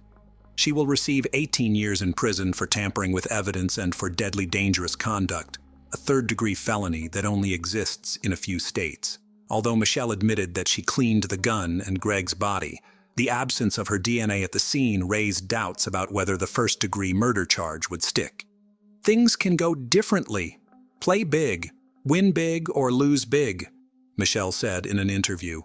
With the plea bargain, I expect to do a couple years, and after that, I'll be out on parole. But in February 2014, Michelle Williams, in an interview, suddenly changes her testimony and says she is not guilty of the crime. The judge immediately rescinds the plea bargain and sets a date for the first trial. Opening arguments have begun in the trial of a Texas woman, dubbed by the media as Keller's Black Widow, who was accused of intentionally targeting her husband in 2011 for an insurance payoff. Michelle Williams, 45, was charged with the crime. In court, prosecutors described the crime as a clearly planned scheme of acts to profit from Greg's substantial life insurance policy. In their opening statement, prosecutors told jurors that Mrs. Williams shot her husband in the head after drugging him with sleeping pills beforehand in order to collect on his life insurance policy. The motive was money, time-tested money, greed, Assistant District Attorney Jack Strickland said in court. Although Michelle admitted that she cleaned the gun and Greg's body, The absence of her DMA at the scene raised doubts about whether the first-degree murder charge would stick. In response to an interview request, Michelle's attorney released a statement on her behalf. Attorney Kenneth Wincorn described the difficulties in the case caused by the spotlessly clean crime scene. The prosecution struggled to prove a premeditated crime, disregarding the fact that there was no DMA from the suspect. In repeated searches, cleaning products were found, but it stands to reason that Michelle's fingerprints were on them, since the products were in the house where she lived and did the cleaning. If the jury concludes that Michelle tampered with evidence of Greg's death, making it look like the man had spontaneously passed away, and then cleaned up the crime scene by hiding evidence and then lying about it, she will get a life sentence. But if Michelle is sentenced as scheduled on April 21st, no jury will ever get a chance to hear the whole story and decide on the appropriate punishment. Through careful questioning of the Williams couple's friends and acquaintances, information regularly emerged about the unfavorable environment that had prevailed in their family for a long period of time. According to the studied correspondence in social networks and messengers, it was found that the couple quarreled very often, and the reason was finances. At the trial, prosecutors said that in the hours leading up to the violent death, Greg Williams argued with his wife over their finances and even slapped her for spending a large amount of money that had been set aside as a down payment on a house. But Michelle Williams' defense argued that Greg Williams had taken his own life and that the successful business owner needed his wife alive, not dead. According to defense attorney Clay Graham, Greg Williams often suffered from depression and regularly used sedatives and steroids. On the eve of the crime, he was allegedly severely depressed due to the loss of his grandmother and best friend, who ironically had taken his own life. Defense counsel told the court that when Michelle Williams found her husband dead with a self-inflicted gunshot wound, she panicked and in a fit of fear began to cover up the tragedy without realizing it. She had one goal: to protect her 4-year-old daughter from psychological trauma by hiding the truth from her. Michelle Williams never once changed herself, presenting at court hearings in different images, with styled hair and manicure. At one hearing, the defendant, dressed in an off-white blouse and black vest, showed little emotion throughout most of the trial, but did not forget to wipe away tears during a presentation of photographs showing images of the body of murdered Greg Williams. The court also heard testimony from Michelle Williams' adult son, Andrew O'Brien, who said his mother, Michelle Williams, asked him to help frame Greg Williams' ex-wife, Kathy. She planned to blame her for Greg's death using the motive of unreconciled differences over the custody of their daughter, Taylor. But that plan was a failure from the get-go. After all, there was never any disagreement between the former spouses about the custody of their daughter, and it would have been very difficult to prove otherwise. Asked about his reaction to his mother's unusual request, 26-year-old Andrew O'Brien said he was very shocked by such a proposal and thought she was having a mental breakdown. Michelle confronted her sons at the trial when they testified against her. The jury later found Michelle guilty of felony tampering with physical evidence. According to the show, she provided false information that she was pregnant with twins, hoping to delay her sentencing. But this version was not confirmed and the verdict was announced.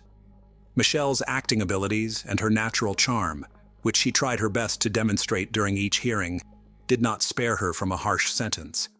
Sandwiched between a scenario in which she was a cold-blooded criminal and one in which she was portrayed as a deranged wife and mother acting on impulse, Michelle chose the latter. "He did it," she said, wrapping her arms around her head. Michelle even congratulated the detective on solving the case. "I wouldn't have gotten through the day," she said. "You've won." Even before the police admitted to doubting Michelle's story, few believed Greg had lost his life. He had too much to live for, and he knew all too well how much pain an untimely death causes.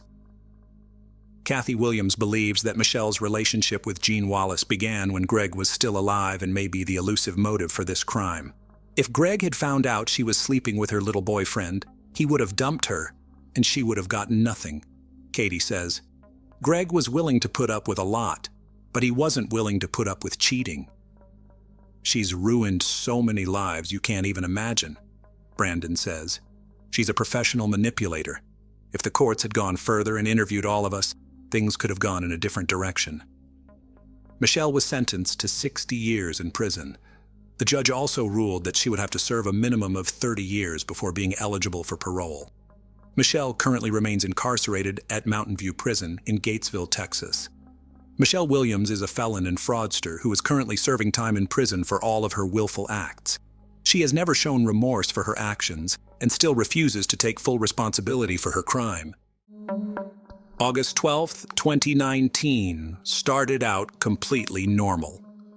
Teacher's assistant Lindsay Burbeck was on vacation, and she planned to spend the day with her family.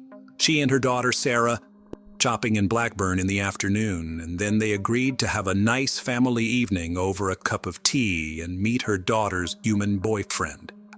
They said goodbye, and Lindsay returned home to change and go for her daily walk to the woods. Around 4 o'clock in the afternoon, she left the house and never came back. Let's delve into this sudden disappearance and try to figure out why this particular day tragedy happened and who was to blame. The events are set in the town of Blackburn in the county of Lancashire in northwest England. The town is located in the southern part of the county on the Blackburn River by the Leeds-Liverpool Canal at the junction of 4 roads and near rich coal mines. Blackburn is renowned for its natural environment and has 4 huge wooded parks. Lindsay separated from her husband, Tim Burbeck, in July 2018, but they continued to live together in Upton until March 2019. She then moved to her new home on Burnley Road in Hancote. Lindsay cared for her 2 adult children, Thivan, 20, and Sarah, 17. She worked as an upper-grade teacher's aide at Hill Elementary School in Burnley and loved being surrounded by children. Lindsay was a talented artist who could go the extra mile to create the most amazing props for school productions and plays. On the fateful day of August 12th, she went for a walk in a wooded area known as Coppice, near her home in the village of Hancote on the outskirts of Accrington, and disappeared.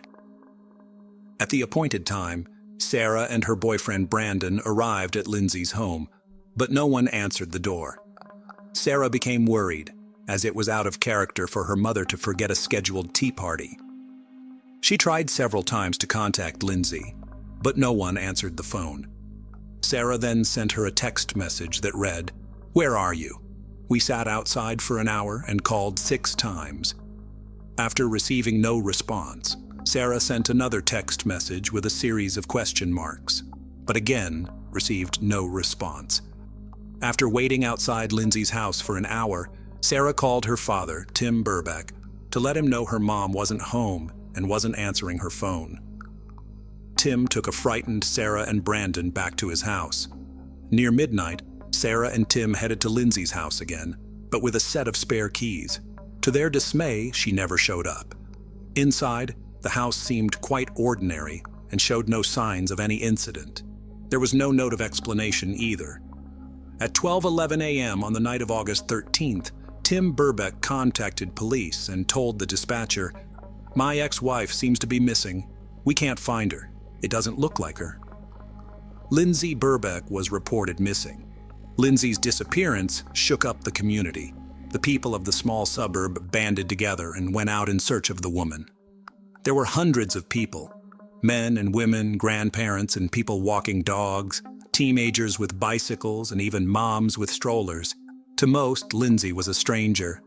But that didn't matter. After days of desperate searches, social media appeals and posters, people still gathered at Coppice for 2 consecutive days in the hope of finding a vital clue that could solve the mystery of Lindsay Burbeck's disappearance. After several days of fruitless searching, it was clear to everyone that the search was going to be difficult. With each passing day, the chances of finding Lindsay alive dwindled. Detectives classified Lindsay Burbeck as high risk. She had never gone missing before, and her family described the disappearance as very uncharacteristic of her. Nevertheless, the search did not stop for a moment. Locals printed thousands of posters to distribute throughout the neighborhood, while a Facebook group associated with the search quickly grew to 10,000 members. A few hours after the police appeal was posted online, The first posters with Lindsay's face on them could be seen all over the neighborhood. Within a couple of days, there wasn't a lamppost, storefront, or traffic light that didn't have a poster calling for the search for Lindsay. Police launched an investigation into the disappearance from the house, as extensive searches were carried out by specialist police officers, dog handlers, Lancashire Fire and Rescue Service, mountain rescue volunteers, and the city's search and rescue team. Drones and helicopters were also deployed to search the area covering Coppice and the surrounding open countryside for a considerable distance, including popular walking and running routes. 4 days after Lindsay's disappearance, Lancashire police released CCTV footage showing when she was last seen alive. Walking along Burnley Road at 4:10 in the afternoon towards Coppice, she was wearing a purple jacket, black leggings, and dark sneakers with white soles. A week had passed since her disappearance on August 19th, and with each passing day, there was less and less hope of finding Lindsay Burback alive. Police are still no closer to the whereabouts of the mother of two, but emphasized that there was no evidence that she was the victim of a criminal act, meaning there was still a chance of finding her alive. The search for Lindsay continued. That evening, hundreds of local residents took part in the first mass public search of Coppice after a rallying call was made on social media. Things moved when a local resident's dog ran into a wooded area in Accrington Cemetery. He yelled and called her name several times, but the dog didn't respond. The dog hid its head in the bushes, sniffing and trying to dig for something. The dog's owner walked over to him, stood next to him, and was horrified to find that there was something very soft under his feet. He was frightened and bounced back. Then he smelled a horrible odor and flies were swirling around. A plastic bag and something that looked like a foot were visible from the ground. On August 24th, 12 days after Lindsay Burback disappeared, her body was found under the most horrific circumstances, buried in a cemetery. The naked body, wrapped in 2 clear plastic bags, mixed with earth and grass, was placed across a shallow grave. The search for Lindsay Burback was considered complete. A murder investigation was officially launched. Pathologist Dr. Naomi Carter, after conducting an autopsy, determined that death was due to a broken neck. The trauma was inflicted with such force that the entire larynx had crushing injuries. The neck was most likely struck with a foot or knee. An attempt to cut off Lindsay's right leg after death was also determined, possibly with a saw, as tine marks were found. A large laceration was found on the leg, which had been cut down to the bone. The injuries Lindsay suffered were catastrophic. Dr. Carter also reported that due to the poor condition of the body, it was quite difficult to determine the victim's injuries. But she did not rule out any sexual activity on the day of her disappearance, which could not be ascertained due to the level of decomposition of the body. Prior to the discovery of Lindsay's body, members of the public and police had searched the same area for several days without success. Community volunteers and a police dog handler reported seeing a blue wheelie garbage can abandoned in bushes nearby. However, at this stage of the investigation, no one was yet aware of the significance of the tank. Volunteers who searched the cemetery at 9 p.m. August 20th also found the same dumpster with a dark stain on the outside and thought it might be blood. After taking pictures of the dumpster, they called the police. 2 police officers arrived on the scene to inspect it and found a brown mark that they thought was dirt. The police said the dumpster looked brand new and there was no evidence at the time to link it to Lindsay's disappearance. Therefore, it was left in place. There were other important clues found in the cemetery that were not immediately accepted. For example, local resident Christine Alderson discovered a bloody cloth on the grass at the cemetery on August 18th while she and her daughter were walking their dogs.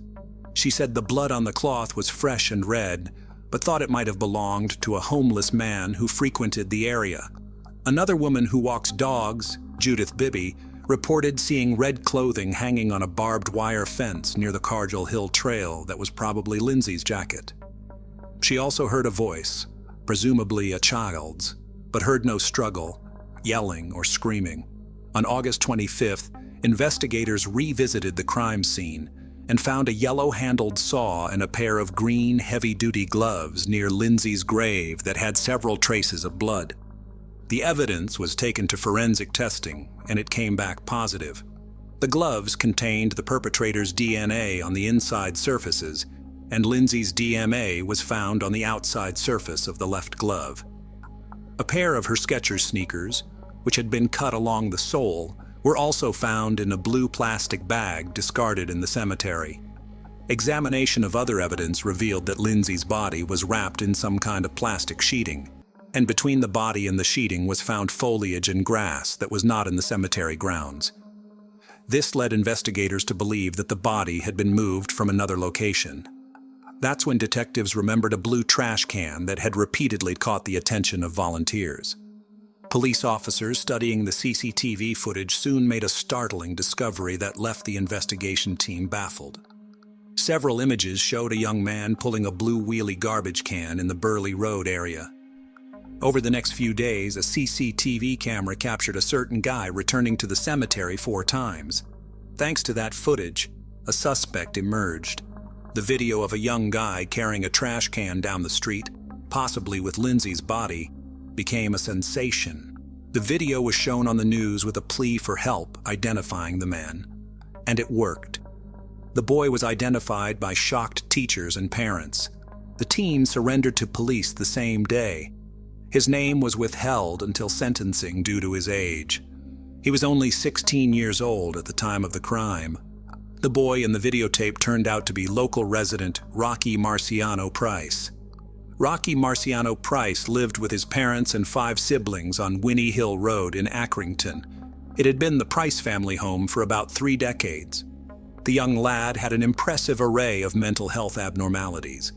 Rocky had suffered from autism, attention deficit disorder, and hyperactivity since childhood. His low IQ created additional learning and communication challenges. He attended an alternative school in Barnoldswick several days a week and was described by teachers as a very quiet and non-speaking student. In 2015, a psychologist assessed Price as having a limited understanding of his own emotions and his own emotional well-being. He had pronounced impairments in understanding the connections between events and emotions.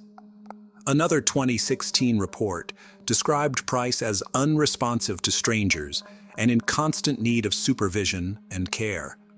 Timothy Bradley, who taught at the school for 18 months, said they were always looking for ways to involve him in education, but Price preferred practical things to academic subjects. Price hardly ever engaged in conversation, even when it came to a topic that interested him. Teachers described Rocky Price as quite strong physically and tough for his age. He went to the gym regularly, liked to tend to the chickens on the family farm, and loved watching movies and playing Xbox. The guy lived in his own world and wasn't always aware of his actions. So what drove him to attack Lindsay Burbeck? Nothing at all. She was just in the wrong place at the wrong time when Rocky Price was hunting lonely women. He was looking for a woman to kill, and he didn't care who it was. This was a completely random murder at the hands of a stranger. On August 12, 2020, exactly 1 year after the crime, Price finally stood trial. Rocky Marciano Price was unanimously found guilty by a jury after an 8-day retrial and 4 hours of deliberation. Appearing via video link from Her Majesty's Prison Wetherby, Price, 17, did not react in any way when the judge read out the verdict. There was also no reaction from his parents in court. He pleaded guilty to helping dispose of Lindsay's body, but claimed he played no part in her death.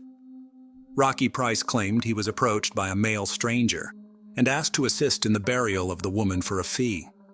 In a prepared statement, he admitted moving the garbage can and burying the body, but said he had no involvement in Lindsay's death. However, a search of his home in Accrington revealed plastic bags that were identical to those at Lindsay's grave. A tracksuit and other clothing was also analyzed and matched the one he was wearing on surveillance cameras on August 12, 16, and 17. Defense attorney Mark Fenhalls told jurors that Price did a horrible and heinous act by burying the woman's body in the cemetery, but he was not her killer. Despite the abundance of evidence against him, Rocky Price pleaded not guilty to the crime, but admitted to moving Lindsay's body. After 2 days of questioning, Price, through his attorney, prepared a statement to explain his movements between Coppice, where police believe Lindsay was killed, and the cemetery where her body was found. But the prosecutor affirmatively stated that Rocky Price acted completely alone. The motive for the random attack on the 47-year-old mother of 2 was never revealed, as the perpetrator did not even know the victim. The judge sentenced Price to life in prison with a minimum term of 16 years. He will only be released when the parole board decides he is not a danger. The judge said the attack was swift and brutal. There was no doubt the defendant sprung with the intent to kill a woman who was walking by. Just minutes before Lindsay's incident, Zoe Braithwaite had managed to get away from a hooded teenager with her hands in her pockets, walking alone on a parallel path. Her sixth sense kicked in, and the woman was instantly wary. Zoe was confused by the guy's appearance. He looked out of place for a walk in the woods for this time of year. She quickened her step and then ran away. That probably saved the woman. If it hadn't been her, it could have been someone else. And it was Lindsay. This was a premeditated attack. After missing one woman, he didn't back off his plan to attack another lone woman. His actions after the crime clearly showed that he had the ability to plan and reason. His teachers told the court that he was much better at practical tasks than academic subjects. He used this ability to hide his body. Rocky Price was found to have made 2 return trips to Coppice on the evening of August 12th. The first incident occurred at 6:55 p.m. when he was seen on CCTV cameras carrying a black rucksack. Possibly in it, he was carrying a found saw to dismember Lindsay's body. The next incident occurred at 8:28 p.m. when dog walker Anthony Dewhurst was seen pulling out an already empty garbage can. This is the same spot where his grandfather, who bears his name, and other family members are buried. Without panic or excitement, young Rocky Price, acting alone, set in motion a plan to dispose of Lindsay's body by placing it in a blue garbage can, like a piece of trash, and then burying it in a shallow grave in Accrington Cemetery, wrapped in 2 plastic bags. He set in motion a plan to dispose of Lindsay's body by first hiding her in a blue wheelie garbage can and then dragging her to the cemetery. Finding a quiet and secluded spot near the railroad line, he spent over an hour burying her body before leaving the saw, gloves, and a trash can at the scene. The murder of a stranger in broad daylight, for which there is no rational explanation, is particularly horrifying to all right-thinking members of society. The random nature of the attack suggests that the accused poses a very real danger to members of the public. The stalking of another woman before he killed Lindsay Burbeck demonstrates that his crime was not caused by a sudden loss of control. 24 hours after he was found guilty of the crime, publication restrictions were finally lifted by a judge, allowing his name and picture to be made public for the first time. Rocky Marciano Price's identity was kept secret during the first and second trial. The jury was told many important details about Price, but they could not be fully disclosed because of his young age. The judge rescinded the disclosure of the restrictions after the jury unanimously found Price guilty of the crime. The defendant's mental illness cannot in any way excuse or even explain his actions. After all, it is quite obvious that he realized that it was terribly wrong to kill, but did it anyway. Although fortunately such crimes are rare, they instill fear in society. However, the main question in this case remains unanswered. Why did the young guy needed to kill a strange woman, and for what? Only Rocky Price knows the answer. But he didn't answer it. Perhaps if it wasn't Lindsay Burbeck, it could have been someone else. Lindsay's funeral was held at St. Margaret's Church in Hapton on September 20th. More than 200 mourners gathered at the church as police stopped traffic on Manchester Road, while Lindsay's coffin with her body covered in flowers was carried into the church. Dozens of flowers from friends and family, and from strangers whose hearts were touched by Lindsay's story, were left at the scene. Sarah described her mom as a very optimistic and positive woman. Lindsay was making plans for the future. She was planning a trip to Glasgow with her friend Sharon. She dreamed of finding love on the Match.com dating site. Lindsay Burbeck planned a long and happy life for herself and looked forward to the future with optimism. But all those dreams were interrupted one sunny summer day. Lindsay Burbeck's family and the detectives who investigated the crime welcomed the jury's unanimous verdict, but said no court verdict could ever bring Lindsay back or spare her family and loved ones the grief of loss. In front of the courthouse after the verdict was announced, members of the defendant's family wore T-shirts that read, "Wrongfully convicted, set this boy free." The back of the T-shirts read, "The killer is still at large." Maybe Price is an aspiring maniac. He just wanted to take a man's life, to feel what it's like, to watch someone die and mutilate them. Most likely in any form, it's an absolute neurodevelopmental disorder characterized by problems with social interaction, motor, and behavioral stereotypes. In translation, the word autism means a person who has gone into himself or a person within himself. Autism is still an understudied developmental disorder that can occur due to genetic or hereditary abnormalities. The exact cause is not fully understood, but in our story, the punishment most likely fits the crime. In 2013, Jessica Haringa, a 25-year-old woman, disappeared under circumstances from her workplace. The search for her kidnapper spanned several years, during which numerous other women were affected. When the authorities finally apprehended the culprit by chance, they uncovered deeply disturbing details about him.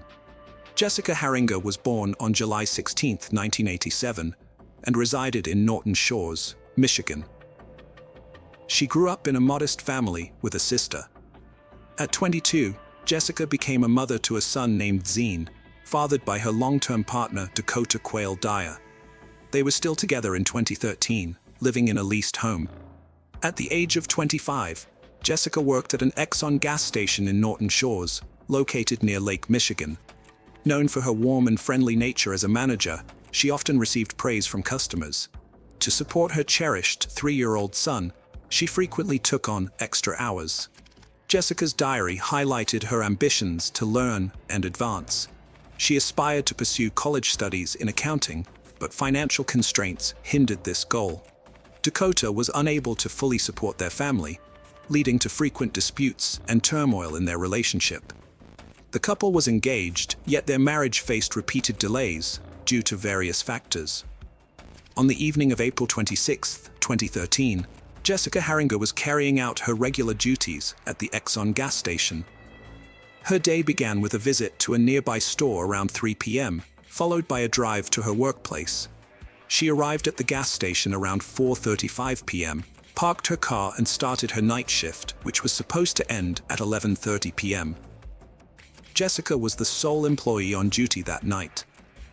At 11:14 p.m., a customer called emergency services reporting his experience at the Exxon station. He had entered the store to pay for his gas in cash but found it unattended. He informed the dispatcher, "I'm not sure what's going on, but there's no one at the station. The door is open and unlocked. Lights are still on, but there's no one to take my payment. There are just my car and another vehicle outside. Why isn't anyone here? It looks very odd." The police reached the Exxon gas station within 10 minutes of the 911 call. During their inspection of the premises, both inside and outside, they found no evidence of a struggle. Everything seemed orderly. Jessica's coat was in the back room, along with her purse containing $400, car and house keys. A solitary drop of blood, later identified as Jessica's, was discovered near the storage area's back door. Additionally, a cap from a Walther P22 semi-automatic pistol's laser sight and 2 batteries, likely for a watch, were found on the floor. The gas station's cash register remained undisturbed with all the money intact. The last recorded transaction was at 10:52 p.m. for a lighter. The facility lacked interior surveillance cameras. Positioned next to the cash register was Jessica's pack of cigarettes, suggesting she had briefly left her station with the intention of returning soon. Her locked car was parked outside, but Jessica was nowhere to be seen. She had inexplicably disappeared. Upon discovering the station unattended, police reached out to the gas station's owner, informing them of the situation. The owner subsequently contacted another manager living close by, requesting her to secure the premises. Additionally, the police notified Jessica's family of her disappearance. Her parents sought clues to her whereabouts and called her friends. One friend recalled being at the gas station between 8 and 9 p.m. that day, noting that all appeared normal then. Shortly after, a fellow employee arrived to lock up the station. This colleague recounted that around 11 p.m., she and her boyfriend had driven by the station on a motorcycle. They spotted a silver Chrysler Town & Country minivan parked near the rear service door with its back door open. Suspecting Jessica might be involved in theft from the station, they paused to observe further developments. The manager observed a young man with disheveled wavy hair near the minivan, dressed in an orange sweatshirt. She saw him repeatedly open and close the vehicle's rear door before he finally drove off. Police reviewing surveillance footage from surrounding buildings located a video showing a silver Chrysler passing by Exxon gas station at 11:02 p.m. A store employee nearby also spoke to the police, mentioning that he had seen the man in the minivan conversing with Jessica Christian. The employee initially thought the stranger was merely flirting with Jessica, given her attractiveness. He noted Jessica standing outside, while the man questioned why she wasn't inside. Both Christian and Jessica's colleague, who had spotted the man by the minivan, contributed to creating a composite sketch of the unidentified individual. He was depicted as a light-complexioned young male with dark wavy hair, a stocky build, and approximately 1.82 meters in height. The sketch was released 3 days following Jessica's disappearance. Despite numerous calls received by police in response, no significant leads emerged from the information provided. The prevalence of the silver Chrysler minivan in the United States posed a considerable obstacle in the investigation. In Michigan alone, there were approximately 15,000 vehicles of this kind registered. Identifying the specific driver of the minivan linked to Jessica Hinger's disappearance became a daunting challenge, given the vast number of identical models. Initially, Jessica's boyfriend Dakota Quayle D. was a suspect in her disappearance. He acknowledged their frequent arguments, but denied ever physically harming her. Dakota actively cooperated with the investigation, informing police that he was at home with their 3-year-old son on the night Jessica vanished. Without access to a car, he couldn't have traveled to her workplace, and his phone records, once verified by detectives, confirmed his presence at home that evening. This led to his exclusion from the suspect list. The investigation revealed that Jessica had numerous admirers due to her amiable and outgoing personality, which sometimes led to misunderstandings. One such admirer was Jess Ammerman, a 37-year-old married plumber. He visited Jessica at the gas station around 9:30 p.m. on the day she disappeared and confessed his love and willingness to divorce his wife for her. However, Jessica rebuffed his advances. Jess then left the station and called his wife. They spoke for about 50 minutes before he returned home. Following his interrogation, a polygraph test, and an interview with his wife, Jess Ammerman was also eliminated as a suspect. Rob Fallett, the brother of the Exxon gas station's manager, subsequently emerged as another individual involved in this case, though context-wise specifics about Rob's involvement were not provided. Identified as the next suspect, he mentioned visiting the gas station around 9 p.m. on the day Jessica disappeared. Upon greeting her, he noticed she seemed downcast. Asking about her mood, Jessica confided in having family troubles. Rob suggested she could stay with him, but she declined. After a short while at the station and making a purchase, Rob left for a night fishing trip at the lake. Detectives checked Rob's phone records for that evening, which corroborated his account of leaving the gas station for fishing. Consequently, Rob Fallett was eliminated from the suspect list. Search and rescue operations for Jessica Heeringer were launched using helicopters, expertly trained canines, and extensive searches of residential and commercial properties, woods, and Lake Michigan. Despite these exhaustive efforts, no leads were found, leading to an impasse in the case. Nearly a year later, in February 2014, a similar event occurred in Michigan. A small blonde, bespectacled woman was assaulted by a man while returning home late at night. She was kidnapped, taken to his apartment, and attacked. Despite threats to her life, she was released after several hours. The perpetrator was identified as 42-year-old Brad Allen Mason. Mason was swiftly located, but resisted arrest by brandishing a fake firearm at police officers, resulting in his fatal shooting.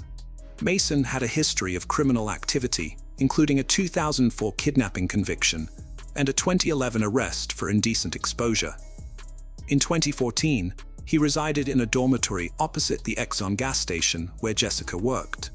However, investigators found no evidence linking Mason to Jessica's disappearance. 2 years after Jessica Heeringer's disappearance, in 2016, another incident involving a young woman occurred late at night. Returning from a party at a friend's house, she became disoriented on a dark street. A man in a silver minivan approached her, asking if she was okay and offering her a ride. She refused, but requested to use his phone instead. The man consented, but only if she entered the minivan.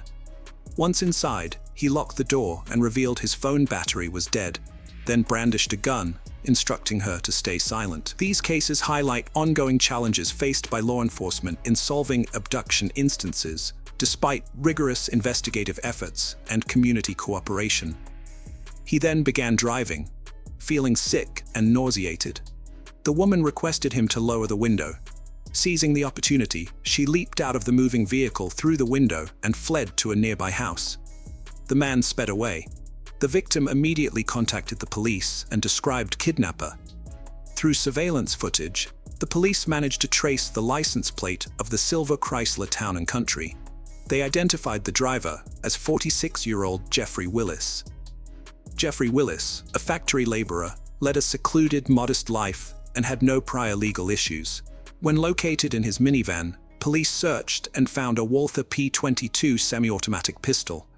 The gun was traced back to a colleague of Jeff, who had reported her laser-sighted gun stolen some time ago. Willis was arrested and detained. A search of his residence uncovered a box filled with various BDSM paraphernalia, including handcuffs, chains, ropes, gags, a vibrator, a video camera, and a bullet matching a Walther P22.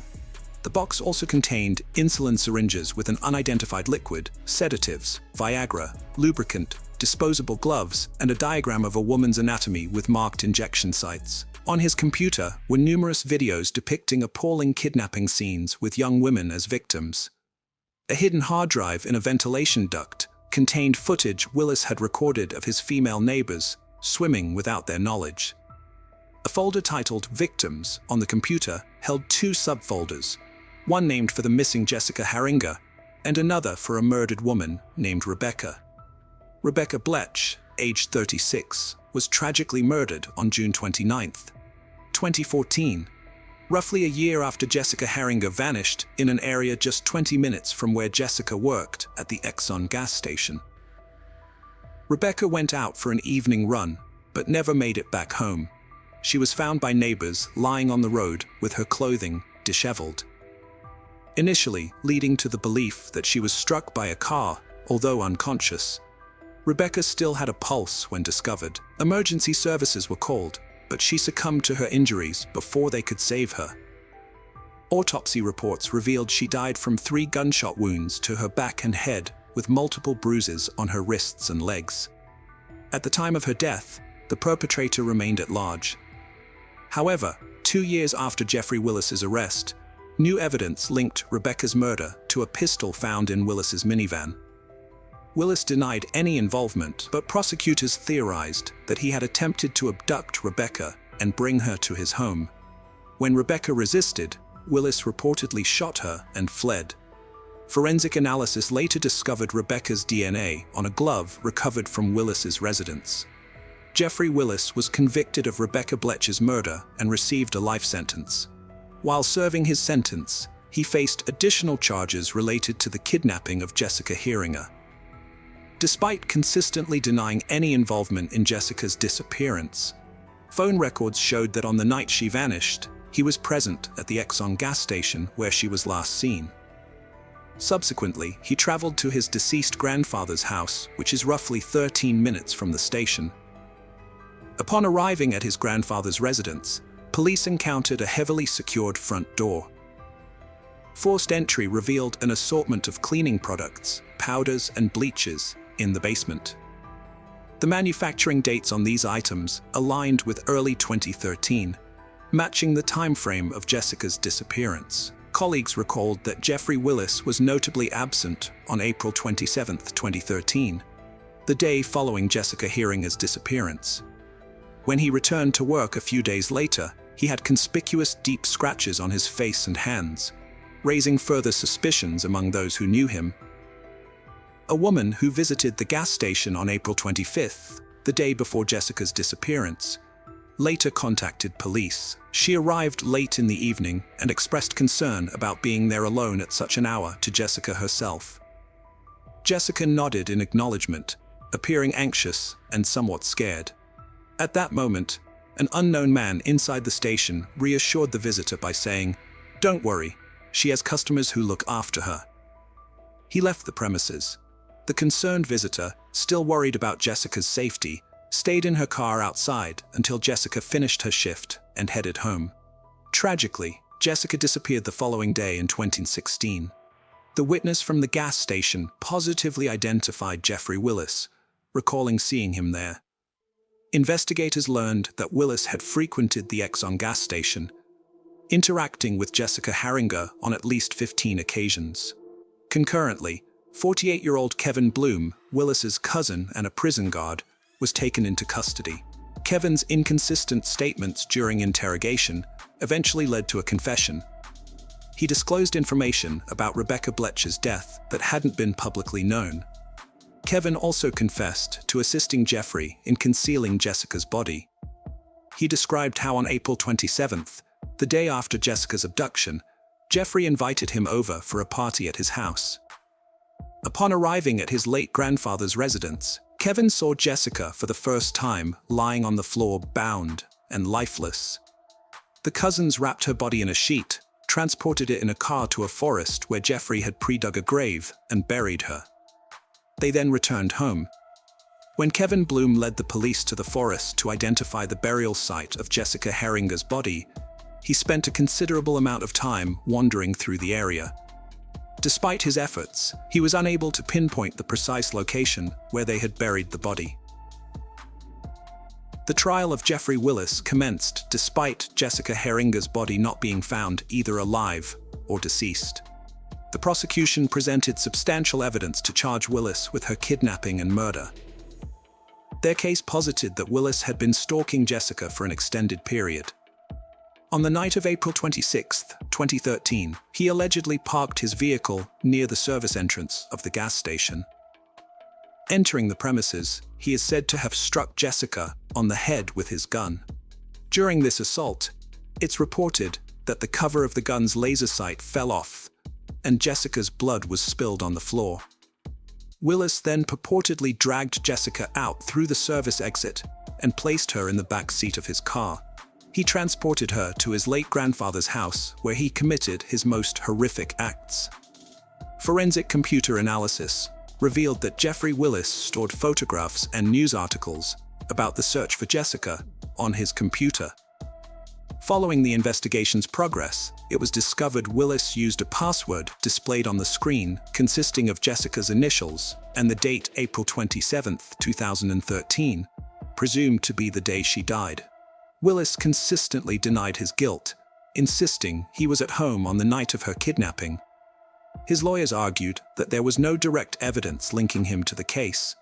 No DNA belonging to Jessica was found in Willis's house or car. The defense team suggested that her disappearance might be linked to illegal drug trafficking, since Dakota had mentioned Jessica developed a serious substance abuse problem. Despite these arguments, Jeffrey Willis was convicted of murdering Jessica Heeringer and received a life sentence without parole. Throughout the trial, he displayed neither remorse nor empathy. His cousin, Kevin Bloom, was found guilty of assisting in disposing of Jessica's body. Kevin received a sentence of 2 years in prison and 5 years probation. Suspension from his role in the prison system was yet another blow to Jeffrey Willis. Years after his conviction, the narrative around him took a startling twist. He became a suspect in an older, unresolved case. On October 17, 1996, in Fruitport, Michigan, Angela Thorburg, a young woman, was found dead. Her remained at large. Ed Willis, who graduated from the same high school as Angela in 1988, found himself linked to her 1996 murder. In that year, 28-year-old Willis worked as a janitor at his alma mater.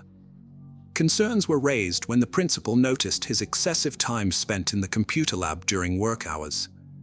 A check on his computer activities was initiated by the principal. Although the findings remain undisclosed, Willis was asked to resign immediately following the review. The investigation into Angela's murder continues to be shrouded in secrecy. A decade has passed since Jessica Heeringer's disappearance, and her remains are still undiscovered. This tragedy sparked a legal battle over the custody of her son Zan between Jessica's sister and Dakota, her partner. Ultimately, Jessica's biological family is raising Zan. In addition to custody disputes, Jessica's parents have been key advocates for legislative changes following their daughter's disappearance. Their efforts led to the enactment of a law mandating gas stations operating at night to install surveillance cameras. The goal is to prevent similar incidents in the future. 911, where's your emergency? Someone is a robber at a pawn shop. Someone's robbing the pawn shop? And my parents got shot. Where is the robber? He's right here right now. Where are your parents? They're dead on the ground. Come here quickly because I'm afraid. The police immediately rushed to the scene of the crime, hoping to save 9-year-old Andrew and his 14-month-old sister, Naomi. An unknown man had committed a ruthless attack on the priest and his family. Leaving no traces behind, the criminal made it one of the detectives' most challenging cases in the detectives' careers. Fortunately, they managed to find witnesses who had seen everything. Their testimonies helped uncover the truth about what had really happened to the Hawkinsmith family.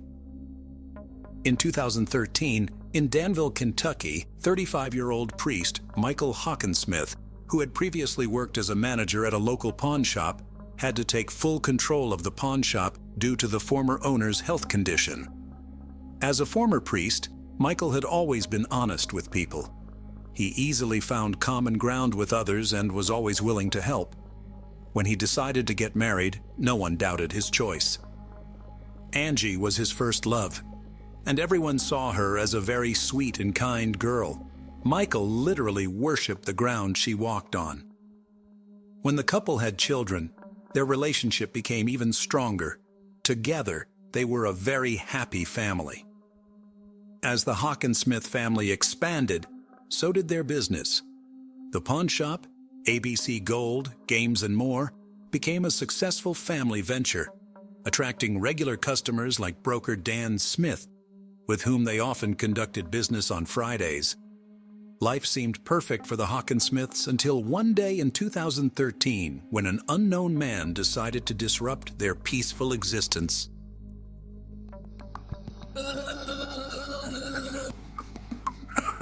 911, where's your emergency? Someone is a robber at a pawn shop. Someone's robbing the pawn shop? And my parents got shot. Where is the robber? He's right here right now. The robber, does he have a gun? Yes. He shot my parents. Okay, can he see you? I'm in the back right now. You're in the back? Excuse me. So the robber's up front of the store? Yes, but I don't know if he's here or not.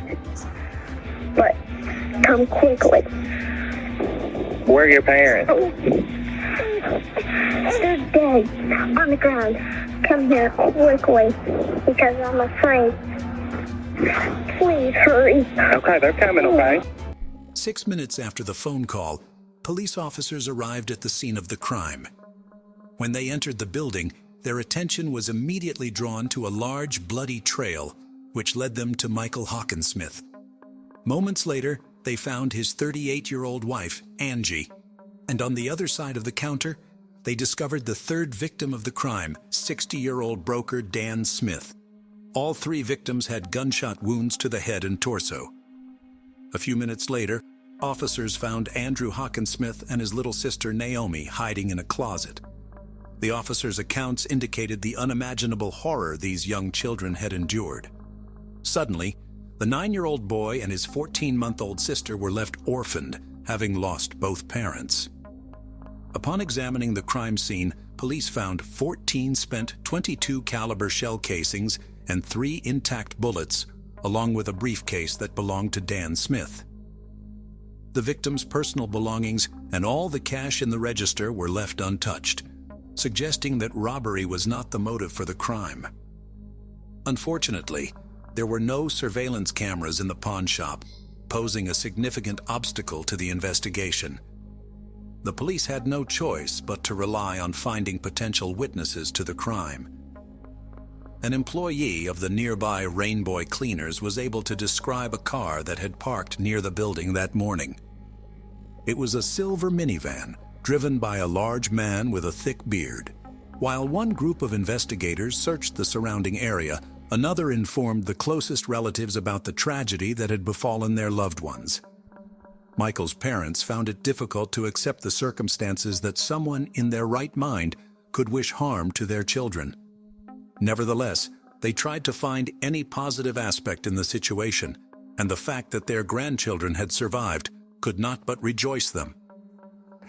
If it hadn't been for Andrew and Naomi, I think it was worth. Soon, the tragic news reached the daughter of the third victim, Dan Smith. He was involved in buying precious metals and skillfully adapted to the specifics of his work, easily finding common ground with different people. His business involved handling large sums of cash, sometimes exceeding hundreds of thousands of dollars. This led the police to consider the theory that Dan Smith himself could have been the primary target of the criminal.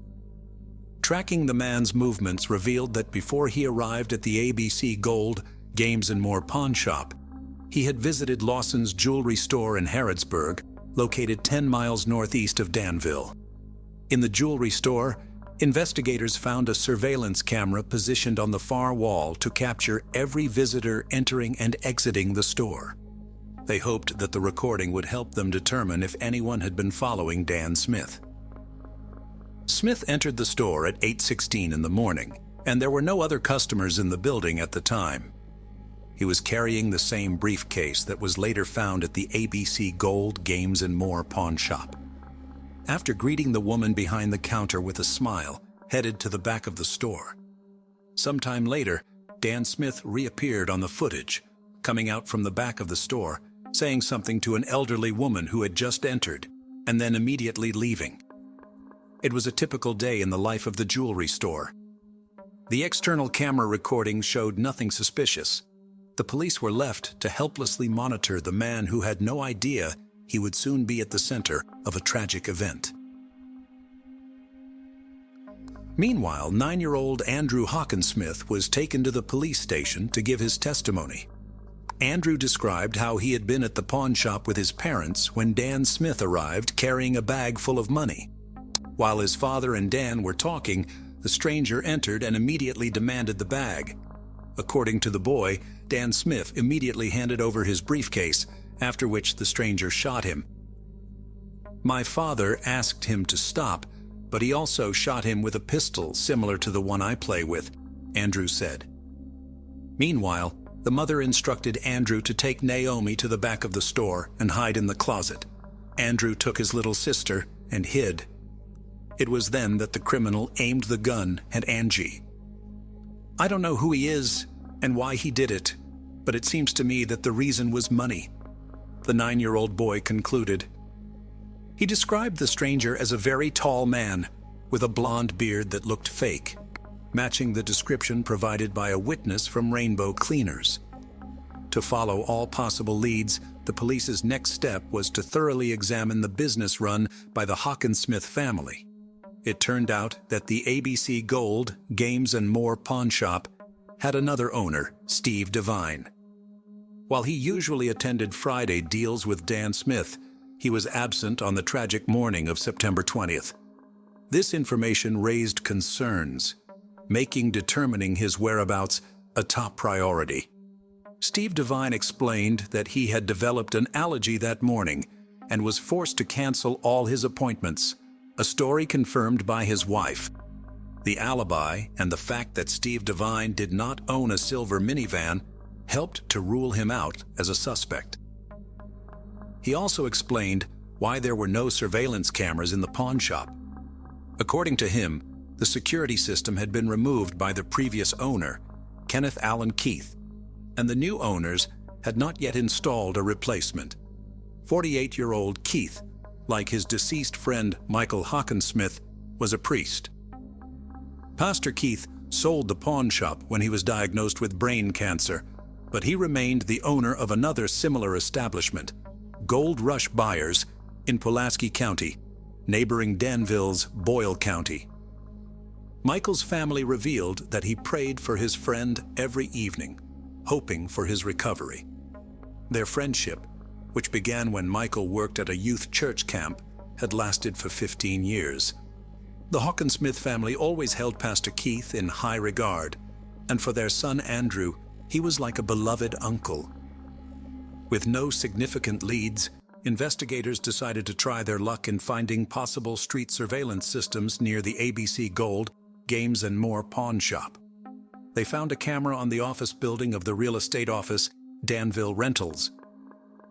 The surveillance footage captured a silver minivan at 8:45 in the morning, but the image was too blurry to identify the license plate or the make of the vehicle. Once again, the police had to rely on the witness's testimony from Rainbow Cleaners, which described the car as an old model with a distinctive square body shape. The car in the video clearly showed a square rear bumper that matched this description. The color, type, and shape of the car all indicated that the police had found the criminal's vehicle. They continued to search for surveillance systems farther and farther from the pawn shop. At 8:17 in the morning, the camera at the local Ephraim McDowell Hospital captured the same vehicle. And finally, investigators were able to determine that it was a silver Dodge minivan. Michael and Angela's family organized a candlelight vigil in their memory. Hundreds of compassionate people attended that evening, demonstrating the depth of love for their lost ones. Similarly, like the Hawkinsmith family, Dan Smith's close relatives were outraged that the whims of another had led to the loss of their loved one. Despite their grief, they chose not to let anger overshadow their other emotions and joined in the funeral proceedings. Meanwhile, the Danville Police Department appealed to the public for any information about the criminal or his vehicle. Immediately after this, on September 24th, the police received a call from Tracy Harold, a pastor in Warren, Michigan. He claimed to be a friend of Kenneth Keith and mentioned that during their last conversation, they touched on the topic of the murder in Danville, and at that moment, Mr. Keith seemed to change. Pastor Kenneth Allen informed his friend that on that particular day, he was driving to Danville for medicine for his wife. He also expressed a sense of guilt for what happened, as he had given Michael Hawkinsmith the opportunity to become the owner of his former business. Keith put forward the theory that Dan Smith himself could have been the main target of the attacker. Keith explained that Dan would come to him every Sunday to pawn all his gold, always carrying large sums of cash with him. Keith speculated that someone might have tracked Dan's route and ultimately targeted him, but there was more to the story. As it turned out, the pastor's relationship with the Hawkinsmith family was not as everyone had believed. Between you and me, brother, they were crooked people. They went into it with the whole point from day one to take over that business from me. These words raised suspicions, leading to Pastor Keith being added to the list of suspects. To verify his alibi, investigators decided to review the surveillance footage from the Good Neighbor Pharmacy, where, according to the pastor, he bought medicine for his wife. At 9:24 in the morning, a man entered the pharmacy, indeed Pastor Kenneth Allen Keith, but he looked nothing like the man who had committed the triple attack just minutes earlier. He was not wearing a green jacket or a beard, which were distinctive features of the assailant. However, this did not rule out his involvement in the attack. There was a 7-minute gap between Andrew Hawkinsmith's call to the police and the pastor's arrival at the pharmacy. The police decided to check if it was possible to travel from the crime scene to the Good Neighbor Pharmacy in such a short time. They found that the trip took about 5 minutes in total, so it was plausible to commit the murders, quickly get into a car, and reach the pharmacy to establish a solid alibi. The key clue was that Pastor Keith had an unregistered 2008 Dodge minivan, which was silver. However, all the evidence found was circumstantial, and it was not enough for an arrest. So, investigators turned to Tracy Harold to participate in a series of fake phone calls aimed at the suspect. Luckily, Tracy agreed. During these calls, Pastor Keith finally revealed his true feelings towards the Hawkinsmith family. When somebody's being murdered in such a heinous way as what this was, you want to make them, out to be saints. I understand that. Mm-hmm. But between you and me, brother, they were crooked people. Is that right? They went into it with the whole point from day one to take over that business from me. I don't mean to speak ill. No, hey, man. Facts are facts. Yeah.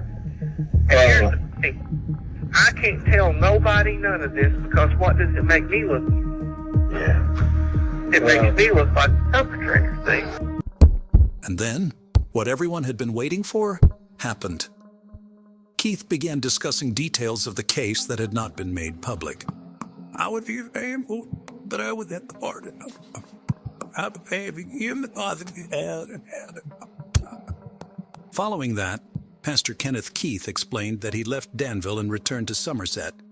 He then took his car to the car wash to prepare it for a planned family vacation. At 10:50 in the morning, Keith was seen on camera walking down the hallway to the cashier's counter with a noticeable smile. It seemed clear that he was not involved in the dreadful crime that occurred earlier that morning. The external camera footage covering the parking lot showed Pastor Kenneth leaving the car wash in the same silver Dodge at 11:25, matching all the images previously obtained from various surveillance systems in Danville. At that point, they had enough evidence to arrest the suspect. He was offered a polygraph test to prove or alleviate his involvement in the pawn shop crime, but his response was rather unusual. Keith stated that he would not be able to pass the polygraph successfully because during his military service, he was tasked with eliminating 3 individuals. The investigators obtained a warrant to search Kenneth Allen Keith's pawn shop, where they discovered a fake beard and a significant amount of cash. The police could not find any legitimate explanation for how he acquired most of the money. They also found bundles of bills wrapped in a ribbon with the name of the bank that issued them, revealing Dan Smith as their client. Further investigation revealed that the money found in Keith's pawn shop had recently been withdrawn from the account of a dead broker. Additionally, several .22 caliber casings were found in Keith's pawn shop. According to ballistics analysis, they were fired from the same weapon used to shoot the parents of young Andrew and Naomi. Based on all the evidence found, Kenneth Allen Keith was charged with 3 counts of deliberate homicide and first-degree robbery. It turned out that Pastor Keith believed that Michael Hawkinsmith and Steve Devine had conspired to get rid of him from the business. Knowing that Dan Smith carried large sums of money, Keith decided to exact his revenge on the day of their planned meeting at the pawn shop. Keith aimed to mislead law enforcement into thinking the crime was motivated by robbery. In reality, Michael Hawkinsmith and his partner Steve Devine had no involvement in the imagined conspiracy against Keith. During the investigation, no evidence of discreditable activities by Michael Hawkinsmith and Steve Devine was found. On September 20th, the criminal arrived in Danville in his silver Dodge Caravan. He circled the pawn shop for a while until he noticed Dan Smith's car parked nearby. The first victim was the broker himself, followed by Michael and then Angela Hawkinsmith. The pastor then took all the cash from Dan Smith's case and calmly left the crime scene, stopping at the Good Neighbor Pharmacy to be captured on its surveillance cameras and secure an alibi. His decision to go to the car wash was another attempt to remove traces and destroy any evidence that might have been left on his vehicle. In 2017, just before the trial, Kenneth Allen Keith pleaded guilty to all charges. He was sentenced to life imprisonment without the possibility of parole. Before the trial, investigators obtained medical documents from the Veterans Hospital and discovered that the pastor had never had a brain tumor. How could someone who seemed so spiritually inclined commit such a heinous crime? Furthermore, how was he going to live with the knowledge of what he had done? Hello friends, welcome to our channel. Today we're going to take a look at another horrible case with you. The case of Alan Wade. High school sweethearts James Reggie Sooner and Carol Alford hailed from Charleston, South Carolina. They grew up together, same school, same grade, knowing each other since childhood. Over time, their friendship evolved into something deeper. By 1959, at 15 years old, they were dating. Friends often remarked on how harmonious and beautiful James and Carol seemed together. They captured these moments in photos, young and happy, with dreams of a long and joyful life ahead. It was their first deep connection. The pair became almost inseparable, both in school and out. They seriously thought about marriage once they turned 18, a decision supported by their parents. But life had other plans. In 1962, just after graduating high school, James was drafted into military service. He and Carol decided to delay their wedding until his return and promised to exchange letters regularly. Time moved on, and separation became lengthy. By mid-60s, James found himself deployed to Vietnam, a hotspot, and all contact was lost thereafter. Carol had no word if her beloved was even alive. Carol faced significant challenges in her life, starting when he stopped writing to her. She chose to further her education while simultaneously securing employment at the Charleston Air Force Base. Eventually, Carol married, but this first marriage ended quickly without any children. In 1975, she entered into a second marriage with Richard Alford, and in 1977, they had a daughter named Rhonda. Unfortunately, the second marriage also proved unsuccessful due to Richard's excessive drinking and physical abuse. By the mid-1980s, Carol could no longer endure the ongoing abuse. She took her daughter and filed for divorce. However, Richard continued to harass and pursue her relentlessly. In 1987, his behavior reached a critical point. Richard purchased a handgun, consumed a large amount of alcohol, and went to confront Carol. On that fateful day, Richard rang Carol's doorbell. She unsuspectingly opened the door, while Rhonda was in the room behind her. Despite his daughter's presence, Richard drew his gun and shot Carol multiple times in front of Rhonda. He then left the scene, drove to a deserted area, and committed suicide by shooting himself. Carol was fortunate to survive due to neighbors hearing the gunshots and Rhonda's desperate cries for help. They promptly called for an ambulance and alerted the police. Carol was in critical condition after losing significant blood. She underwent numerous complex surgeries and blood transfusions over several days before beginning her recovery. Although she gradually regained strength, she became permanently blind in her right eye and disabled for life. Toward the late 1990s, Carol's health deteriorated seriously once more. She experienced severe weight loss along with persistent pain and weakness, which prompted a thorough medical examination at the hospital. Despite enduring these substantial physical and emotional hardships throughout her life, Carol's resilience shone through as she navigated each challenge thrown her way. In 1987, Carol received a distressing diagnosis of liver cancer. During her treatment, she was inadvertently infected with the hepatitis C virus, which went undetected and untreated. The virus silently damaged her liver over the years, ultimately leading to cancer. However, due to appropriate treatment and supportive therapy, Carol's condition was stabilized. She was required to take her prescribed medications daily for the rest of her life and undergo regular medical checkups to make necessary adjustments to her treatment plan. Carol faced additional challenges after losing her job at the Air Force Base due to severe gunshot wounds. With the added burden of cancer, she was no longer able to perform physically demanding tasks or remain on her feet for extended periods. Consequently, she took a position as a call center operator for a cable TV company in Charleston, her hometown. On the other hand, James experienced his own set of hardships in Vietnam.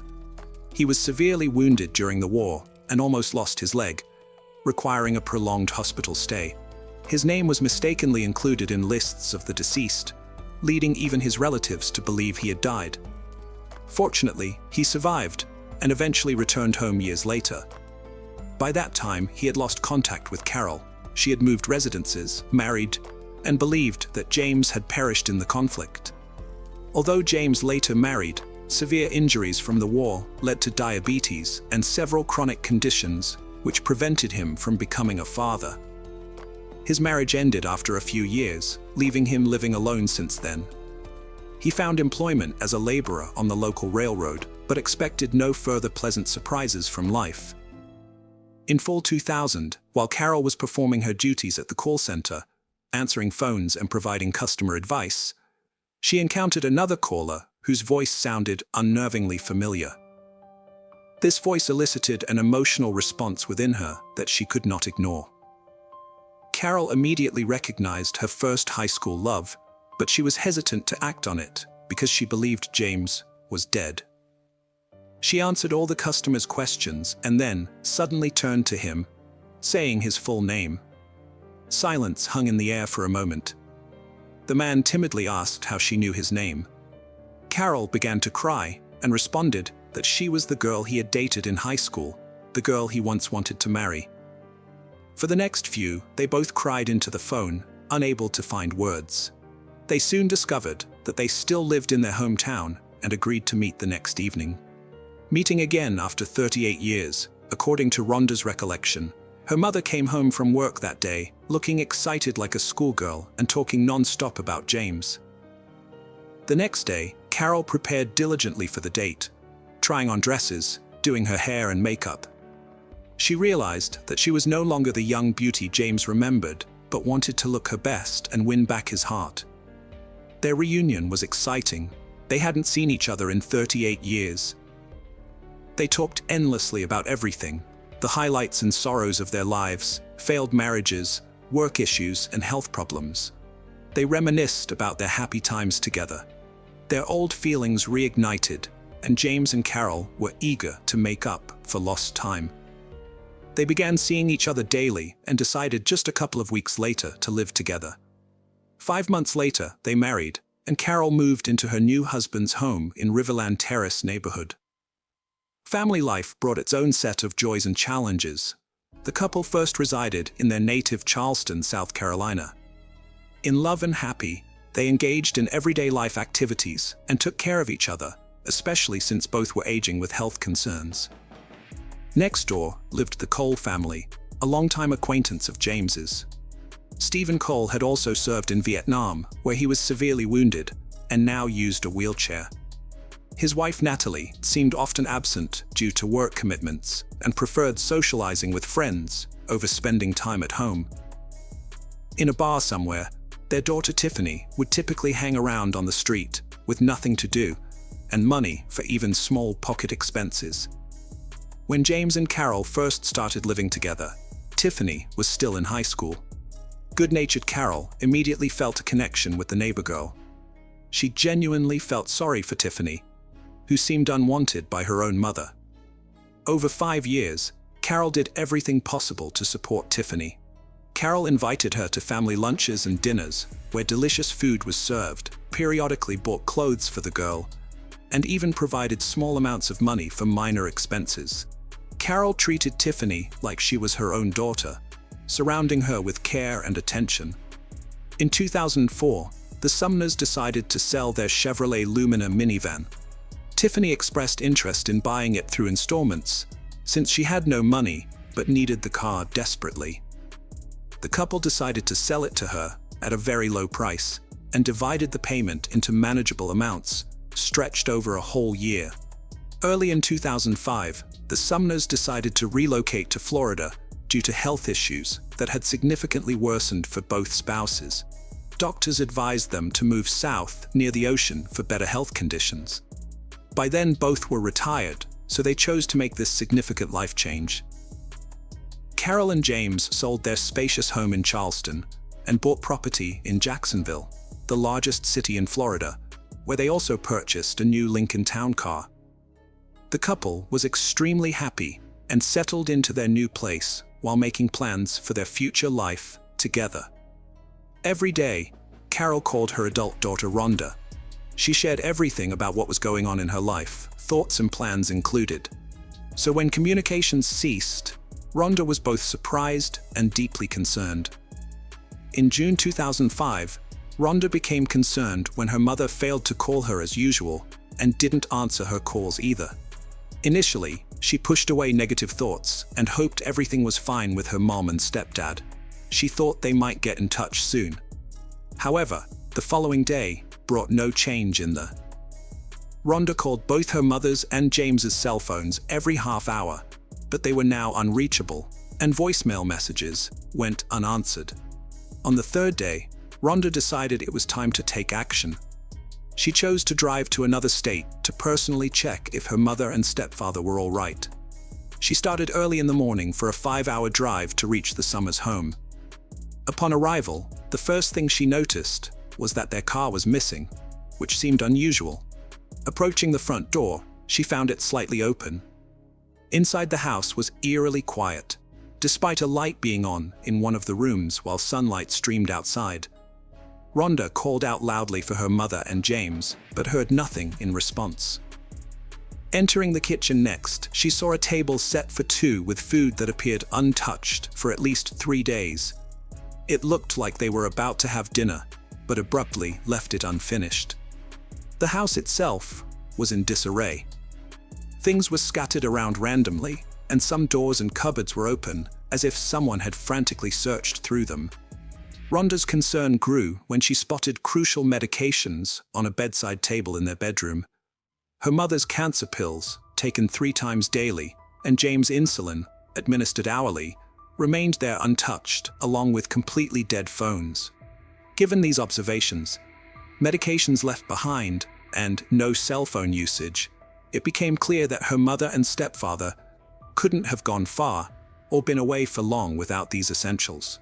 Understanding the gravity of the situation, Rhonda immediately contacted the police to report their disappearance under what seemed like strange circumstances. The couple's vehicle was promptly included on the wanted list. All bank cards belonging to Carol and James were blocked the same day. The initial days of the search yielded no significant results. It was impossible to locate either the Sumners themselves or any witnesses. However, on June 12th, several events transpired simultaneously, enabling the police to pick up the trail of the criminals. Firstly, a man phoned one of the banks, identified himself as Mr. James Sooner, and complained about his card being blocked, making it impossible for him to withdraw cash. Upon verifying the card information, the bank employee immediately suspected something amiss. The employee suggested that Mr. Sooner personally visit the nearest bank branch to resolve the issue, but the man abruptly hung up. A few minutes later, from the same number, yet directed at another bank, a woman identifying herself as Mrs. Carol Sooner called and reported a similar problem with her card being blocked. When she was asked to visit the bank in person, she categorically refused, citing health reasons and emphasizing her immediate need for access to her funds. Naturally, this request was denied. The information regarding these calls and recordings of them were immediately handed over to law enforcement. The same day at the station, These recordings were played for Rhonda, who confidently stated that neither voice belonged to her mother or stepfather. This was evident from the outset, as both individuals were in their 60s, while the voices sounded much younger. Police promptly hypothesized that these imposters were directly connected to the disappearance of the Sumners. They suspected that either these individuals had kidnapped Carol and James and were holding them somewhere against their will, or had possibly killed them after coercing information about their bank accounts and cards. A few days later, the missing couple's car was discovered abandoned on a deserted road in a wooded area.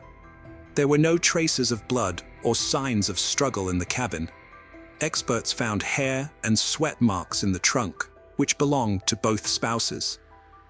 It became evident that the owners had been taken away in the trunk of their own car, and prospects of finding them alive were grim. Upon examining the couple's bank transactions, it was revealed that money had been withdrawn from their cards several times after they ceased contacting their daughter.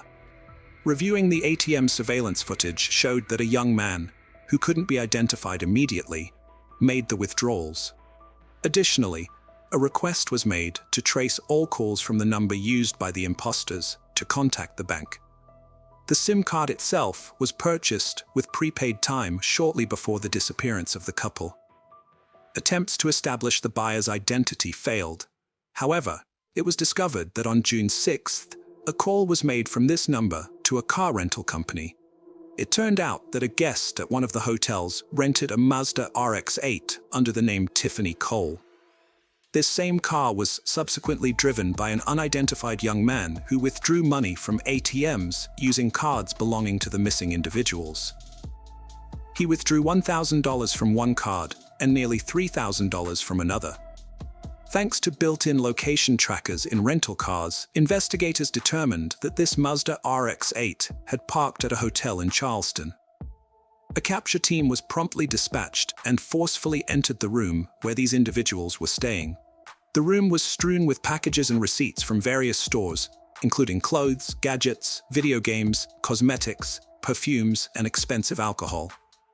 Inside were three individuals: 23-year-old Tiffany Cole, her 24-year-old boyfriend Michael Jackson, and 19-year-old Alan Lindell Wade.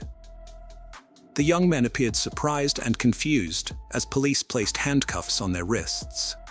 All three individuals were taken to the police station and placed in separate rooms for questioning.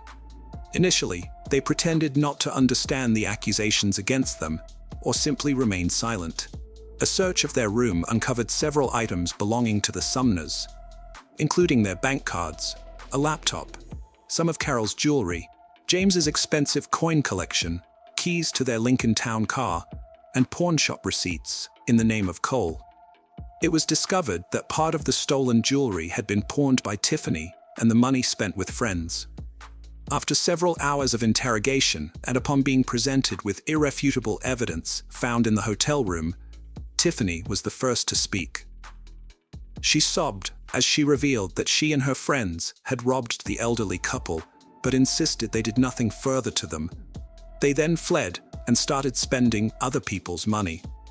Tiffany also admitted that there was another accomplice, a 19-year-old named Bruce Kent Nixon, who was paid $300 for his help. They never saw him again after that. Indeed, Bruce had agreed to participate in the crime for a promised payment. Afterward, he spent all the money on illegal substances. Finding him wasn't difficult, as he lived in Charleston and had not attempted to flee or hide. He was arrested at his parents' house. A careless phrase led Bruce to realize how serious consequences could be for his involvement. Consequently, he agreed to cooperate with the authorities to avoid facing the death penalty. What he revealed was horrifying. It all started in May 2005, when Tiffany went to deliver a payment for a car bought 6 months prior from the Sumners.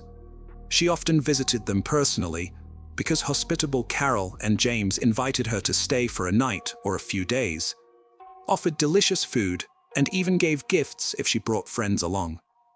There was always space for guests in the house and at their table. This time, Tiffany showed up with her new boyfriend and were warmly invited to dinner.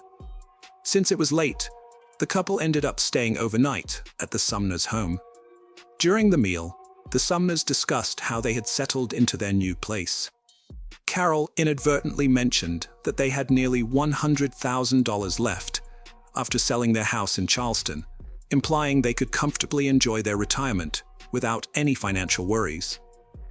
With this revelation, Carol unwittingly sealed her and her husband's fate. Tiffany and Michael exchanged looks. That night, while still at the couple's house, they began plotting how to obtain that substantial amount of money. In the morning, Tiffany and Michael bid farewell and returned to South Carolina. Over the next 2 weeks, they found accomplices, assigned roles and responsibilities, and began executing their plan. On June 6th, Tiffany rented an inconspicuous car while Bruce and Alan stole 4 shovels from an unspecified location. Together, they drove to a secluded spot in the suburbs of Jacksonville and started digging a deep hole intended as the grave for the Sumners couple. On July 8th, Tiffany purchased rope and duct tape from a hardware store and handed these materials over to her accomplices.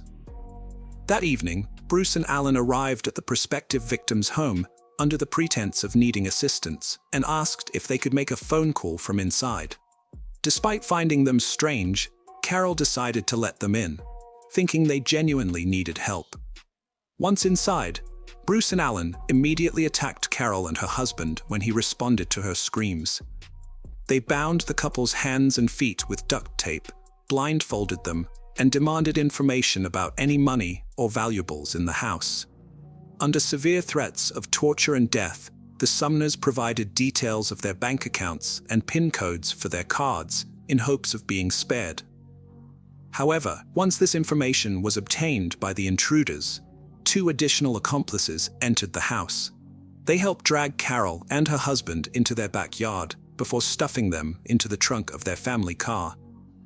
Alan drove their Lincoln, with Bruce seated beside him, while Tiffany and Michael followed close behind in a rented Mazda RX-8 as part of their sinister plan. While on their way, they encountered a police patrol that might have tried to stop the car with the couple in the trunk.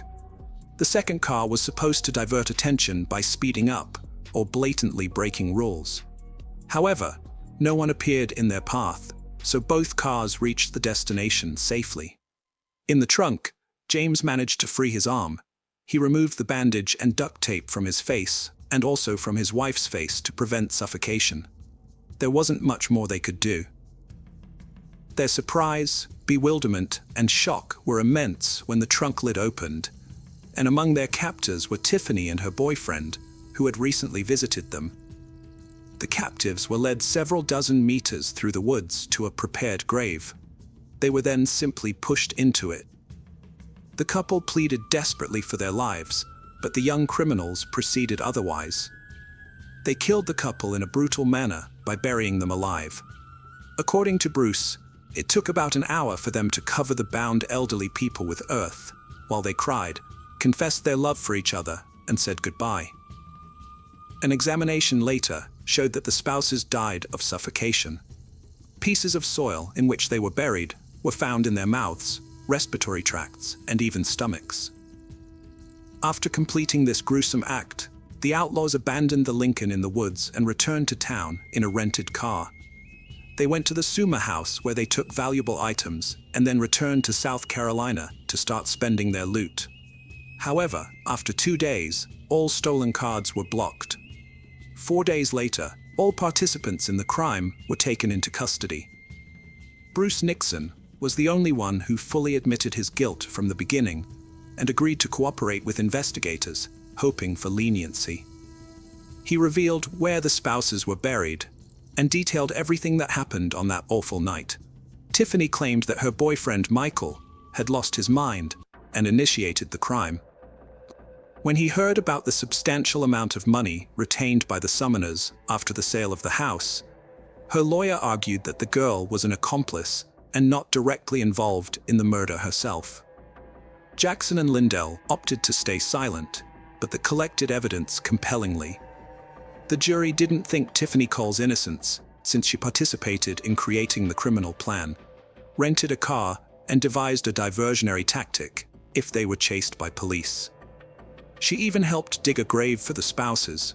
Furthermore, she pawned stolen items and joyfully spent money, as evidenced by numerous photos of her in purchased clothes and in a limousine rented to celebrate their illicit success. As a result, Bruce Nixon was sentenced to life imprisonment without parole. Jackson, Tiffany, and Lindell received the death penalty. Despite filing multiple appeals and grievances, all were denied, leaving the sentence unchanged. However, in 2023, 18 years after their heinous crime, that very same death sentence had yet to be carried out. Hello friends, welcome to our channel. Today we're going to take a look at another horrible case with you. The case of Jassi and Mithu. In 1994, in the month of December, in the city of Jagraon, in the Ludhiana district of Punjab, a boy named Sukhender Singh Sidhu, his nickname was Mithu, after playing a kabaddi match, was standing at a rickshaw stand, waiting for a rickshaw to go back to his village. He had some friends with him who had come to support him during the match and to boost his morale. During that time in Punjab, there were some rickshaws like the ones you're seeing on your screen now. Kabaddi is a sport played between two teams in Punjab, where each player demonstrates their strength and smartness. Since Mithu was the #1 kabaddi player in his village, he was quite attractive and powerful. The rickshaw hadn't arrived at the stand yet, so Mithu and his friends were joking around. Suddenly, they noticed 3 women walking towards the rickshaw stand from the opposite road. As these 3 women approached, Mithu and his friends noticed that 2 of them were older, while the 3rd one accompanying them was a very beautiful young girl. When the rickshaw arrived at the stand, all passengers got in, and the beautiful girl sat on the back seat, while Mithu stood behind the rickshaw. During this journey, Mithu noticed that the girl kept looking at him repeatedly, and his friends also noticed this. However, Mithu couldn't talk to the girl, and as soon as she arrived in her village, she got off the rickshaw with her family. Once again, she looked towards Mithu, and for the first time, their eyes met. Besides, she smiled when she looked at Mithu, and in response, Mithu also smiled. Then, both of them went their separate ways. When Mithu started doing some other work after reaching home, he heard a girl's voice screaming, "Please help, I need help." As soon as Mithu stepped out of the house, he saw that it was the same girl he had seen in the morning in the rickshaw and smiled at while she was leaving. After that, Mithu went to the girl, who had come on a scooter with her friend from her home. Here, Mithu first greeted the girl with a hi, and then tried to start the scooter, but deliberately didn't start it. Then, Mithu asked the girl her name and also told her his name. Actually, the girl's name was Jaswinder Kaur, but her nickname was Jassi. After that, Mithu said to the girl, "I want to talk to you." Hearing this, Jassi got confused because she didn't understand Mithu's words, so her friend who came with her translated Mithu's words into English for Jassi. Then, the girl also said something in English, but Mithu didn't understand English, so Jassi's friend became a translator, and then both went to their respective homes. But from that day on, these two meet regularly.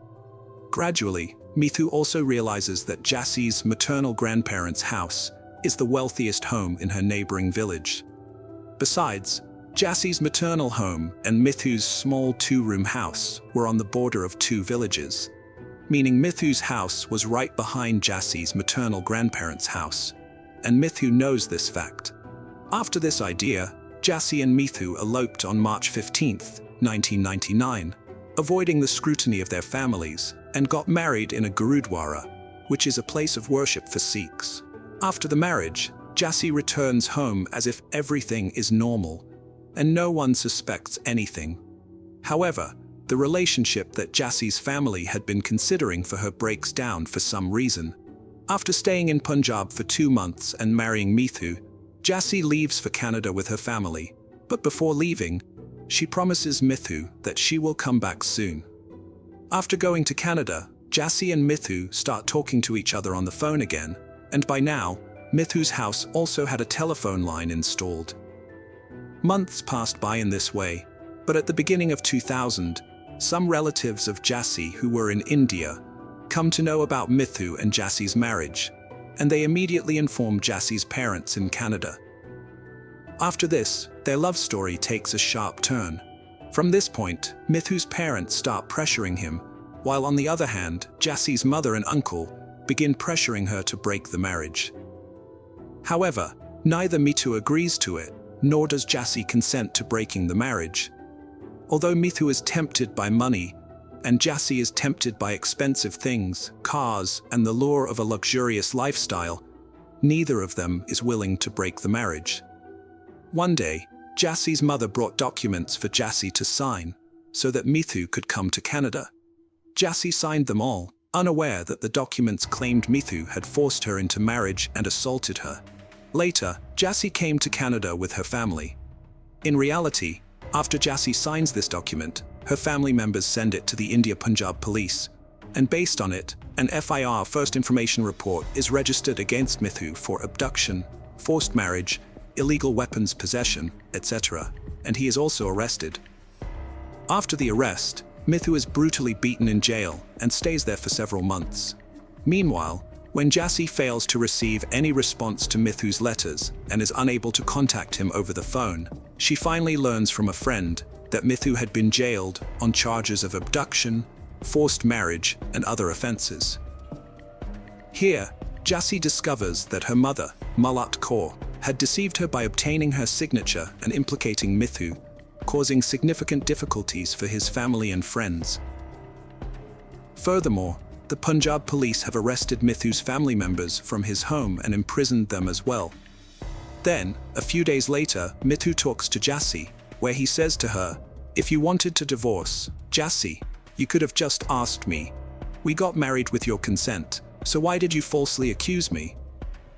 After this, Jassie tells Mithu the whole story of how her mother and uncle got her to sign on the wrong paper deceitfully. But now, in Canada, Jassie was kept confined in her own home by her mother and uncle. But then one day, Jassie gets an opportunity and successfully manages to come to India with the help of the Royal Canadian Mounted Police. Then she comes to India and testifies in court that Mithu, his family, and his friends are all innocent. "I married Mithu of my own free will." After this statement, everyone, including Mithu, is released from jail. Then, Jassie stays in India for some time. This time, Jassie tells Mithu that she will never go back to Canada again. It is said that along with the police, Jassie's father and brother also helped her escape from home. Jassie had come to India and started living with her husband, but both of them also knew that Jassie's family members would not remain silent. That's why, as soon as Jassie arrives in India, Mithu takes her away from home, and they start living in hiding. Mithu took Jassie to her hometown in June 2000, while they were living at their home. Meanwhile, on June 12th, Mithu's family had organized a party in their village for Mithu and Jassie's wedding. So on June 8th, Jassie tells Mithu that she wants to go shopping. Initially, Mithu refuses because he knew there was still danger, so leaving the house wasn't right. But then, when Jassie sits at home upset, Mithu also feels maybe he did wrong. Jassie left her home in Canada to be with him, and he couldn't even take her shopping. After that, they both leave for the market in the afternoon. It takes them a bit longer to return home, so by the time they get back, it's already evening and the sun has set. Because of this, Mithu's family starts worrying about both of them. A while later, Mithu's family begins searching for them. However, during the search, they receive devastating news that shakes Mithu's family to the core. They find out that Mithu is in a very serious condition, admitted to the hospital, while there's no trace of Jassie. When Mithu's family members rush to the hospital, they find out that Mithu's condition is extremely serious, and he is unconscious. Jassie is not there. Then, after several hours, when Mithu regains consciousness, he first inquires about Jassie. Only then do they inform Mithu about Jassie. A few days later, when Mithu recovers, he explains the reason behind his condition. Mithu says that after reaching the market, Jassie did a lot of shopping, and then they both also had coffee together. Later, as they started returning home from the market, their scooter stopped on its own 3 or 4 times. Twice, he sought help from a mechanic, and once he encountered his friend on the way. However, when the scooter started for the third time, they noticed that they were being followed by two people on another scooter. However, after following the scooter riders for some time, they went ahead. But as soon as Mithu turned towards his village, he saw a car in front of him. At first, he saw from a distance that there was no one near the car, but as soon as he approached the car, suddenly 5 to 6 men came out and stood in front of the scooter. One of them even attacked them, which caused blood to start oozing from Jassie's head. After that, Mithu held Jassie and started fighting back against those thugs. But then, one thug also attacked Mithu's head with a large rod from a nearby road.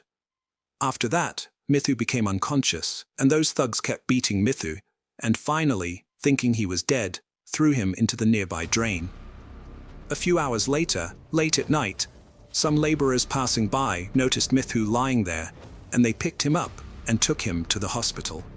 After learning this story, everyone sets out to find Jassie. This information is also given to the police, and now the police also begin to search for Jassie. After filing cases of assault and abduction against unknown criminals, the next day, on June 9th, Jassie is found, but she was not alive. In fact, Jassie had also been murdered and thrown into a canal, which was 45 kilometers away from her hometown. When Jassie's body is retrieved from there, it is discovered that someone had brutally strangled her to death. Additionally, Jassie's body bore dozens of deep wounds, indicating that she had been tortured cruelly before dying. When Jassie's body is found, the Punjab police also contacts Jassie's family. However, Jassie's mother Malota and Uncle Surjit Singh both deny recognizing the deceased as Jassie. But Mithu and his family, along with Jassie's father and brother, confirm that the body is indeed Jassie's. Now, the key question was who had inflicted such severe beating on Mithu and who had brutally murdered Jassie.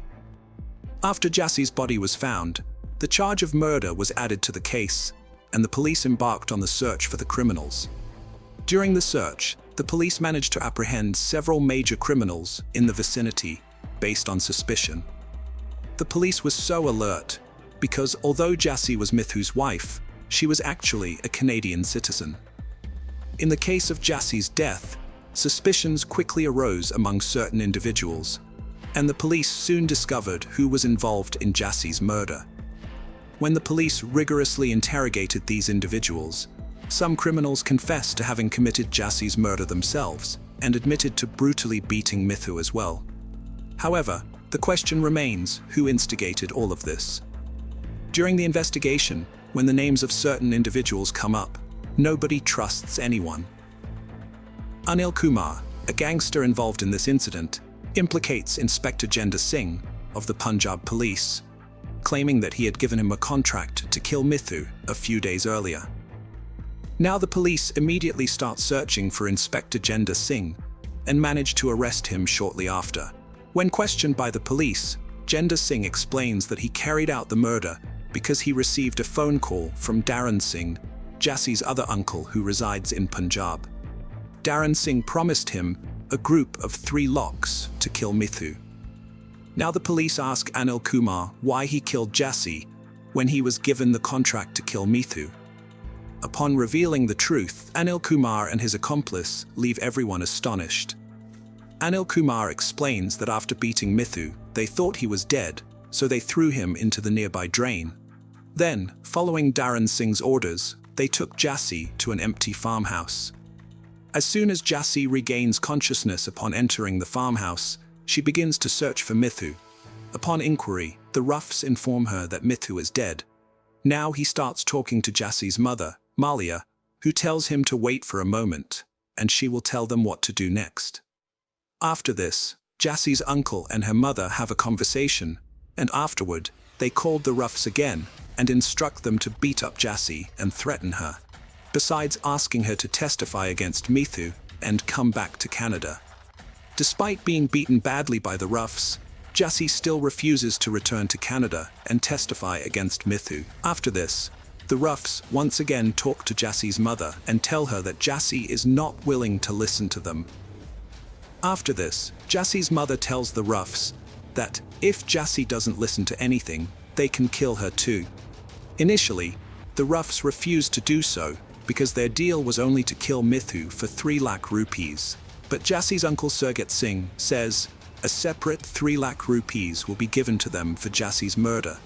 After that, the roughs brutally beat Jassi, attacking her body with swords, knives, and pieces of glass. Jassi is tortured badly, and finally, one of the roughs strangles her to death. Jassi dies, and her body is lifted and thrown into a distant canal. Following this revelation, 13 people, including Jassi's maternal uncle Dharan Singh, who resides in India, are arrested in this murder case. They are charged with abduction and murder, among other offences. Jassi's mother, Malat Kaur, and her uncle Surjit Singh, who live in Canada, are also considered prime suspects. Now, since the victim and the accused had relations in Canada as well, the trial of this case begins in both India and Canada. During the trial in India, it is proven that when Jassi refused to leave for Canada without Mithu, Jassi's mother Malat Kaur and uncle Surjit Singh planned that if Mithu is killed, Jassi will surely come back. After this, Surj Singh contacts his brother Dharan Singh in India and assigns him the task of getting Mithu killed. Afterward, he contacts Inspector Jinder Singh of the Punjab Police and seeks his assistance in this matter. Following this, Inspector Jinder Singh arranges a meeting between Dharan Singh and a contract killer named Anil Verma. Subsequently, Anil, along with his gang, executes this incident. After a lengthy trial on October 21, 2005, the Sangrur court sentences 11 out of 12 people as guilty. Among the convicted individuals are Jassi's other maternal uncle Dharan Singh, Police Inspector Jinder Singh, and contract killer Anil Verma. However, as time progresses, these individuals challenge the verdict of the lower court in the Punjab and Haryana High Court, where almost all the accused are granted bail one by one. In the end, only Jassi's other maternal uncle Dharan Singh, Inspector Jinder Singh, and contract killer Anil Kumar are deemed guilty and sentenced to imprisonment. However, all the convicted individuals challenged this decision of the High Court in the Supreme Court. Subsequently, proceedings begin here as well. And on April 16, 2015, Dharan Singh is acquitted and discharged.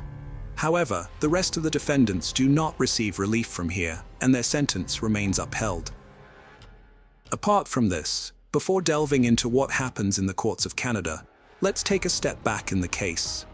Due to being severely injured in the attack, Mithu remains hospitalized for a long time. While staying in the hospital, Jassi's final rites are also performed. However, as soon as Mithu recovers and returns home from the hospital, a series of 7 cases are filed against him, one after another. There were some cases of illegal weapon possession with allegations of drug selling against Mithu, and pressure is also built by the police and Jassi's relatives to retract his statement and end the case. However, Mithu doesn't yield to anyone's persuasion and continues with the case. Meanwhile, in 2004, a woman accused Mithu of rape. Upon these allegations, Mithu is immediately arrested and sentenced to Lana Central Jail. Mithu stays in this jail for the next 4 years, but after 4 years, it is proven in court that the woman who accused Mithu of rape had connections with Jassi's maternal family, and she falsely accused Mithu for money. After this revelation, Mithu is released from jail after serving 4 years. However, despite this, there were still some cases pending against Mithu, and he continued to have dealings with the jail during this time. Besides Mithu, his brothers also faced different allegations, and behind these accusations was Jassi's uncle Surjit Singh. When Mithu doesn't fear even fake cases and threats, around 2012, attempts are made to buy him off. In this case, Jassi's family offers Mithu 10 million rupees and a prime location of 14 acres of land to change their statement. However, Mithu remains steadfast and continues the fight for justice. Malat Kaur and Surjit Singh, the main suspects residing in Canada, were extradited to India for the trial of Jassi's murder case, which began on January 6, 2012 in Canada. The police in Maple Ridge arrested Jassi's mother, Malat Kaur, and her uncle Surjit Singh for conspiring against Jassy and arranging her murder. After 2 years, on September 9, 2014, the Supreme Court of British Columbia approves their extradition to India. Both suspects then appeal to the Supreme Court of Canada, which stays the lower court's decision and starts a new trial. On September 8, 2017, the Supreme Court of Canada orders Malat Kaur and Surjit Singh to be sent back to India to face the charges. After the decision of the Supreme Court of Canada, 3 police officers from Punjab immediately depart for Canada to take the accused into custody. However, in the meantime, the accused once again file a petition for review against the court's decision. As a result, the Punjab police have to return empty-handed. Although the review petition provided temporary relief for a few months, finally, on December 11, 2018, the Supreme Court of Canada rejects the review petition, leading to their definitive extradition to India. After the completion of legal formalities, both accused were repatriated to India by Canadian authorities.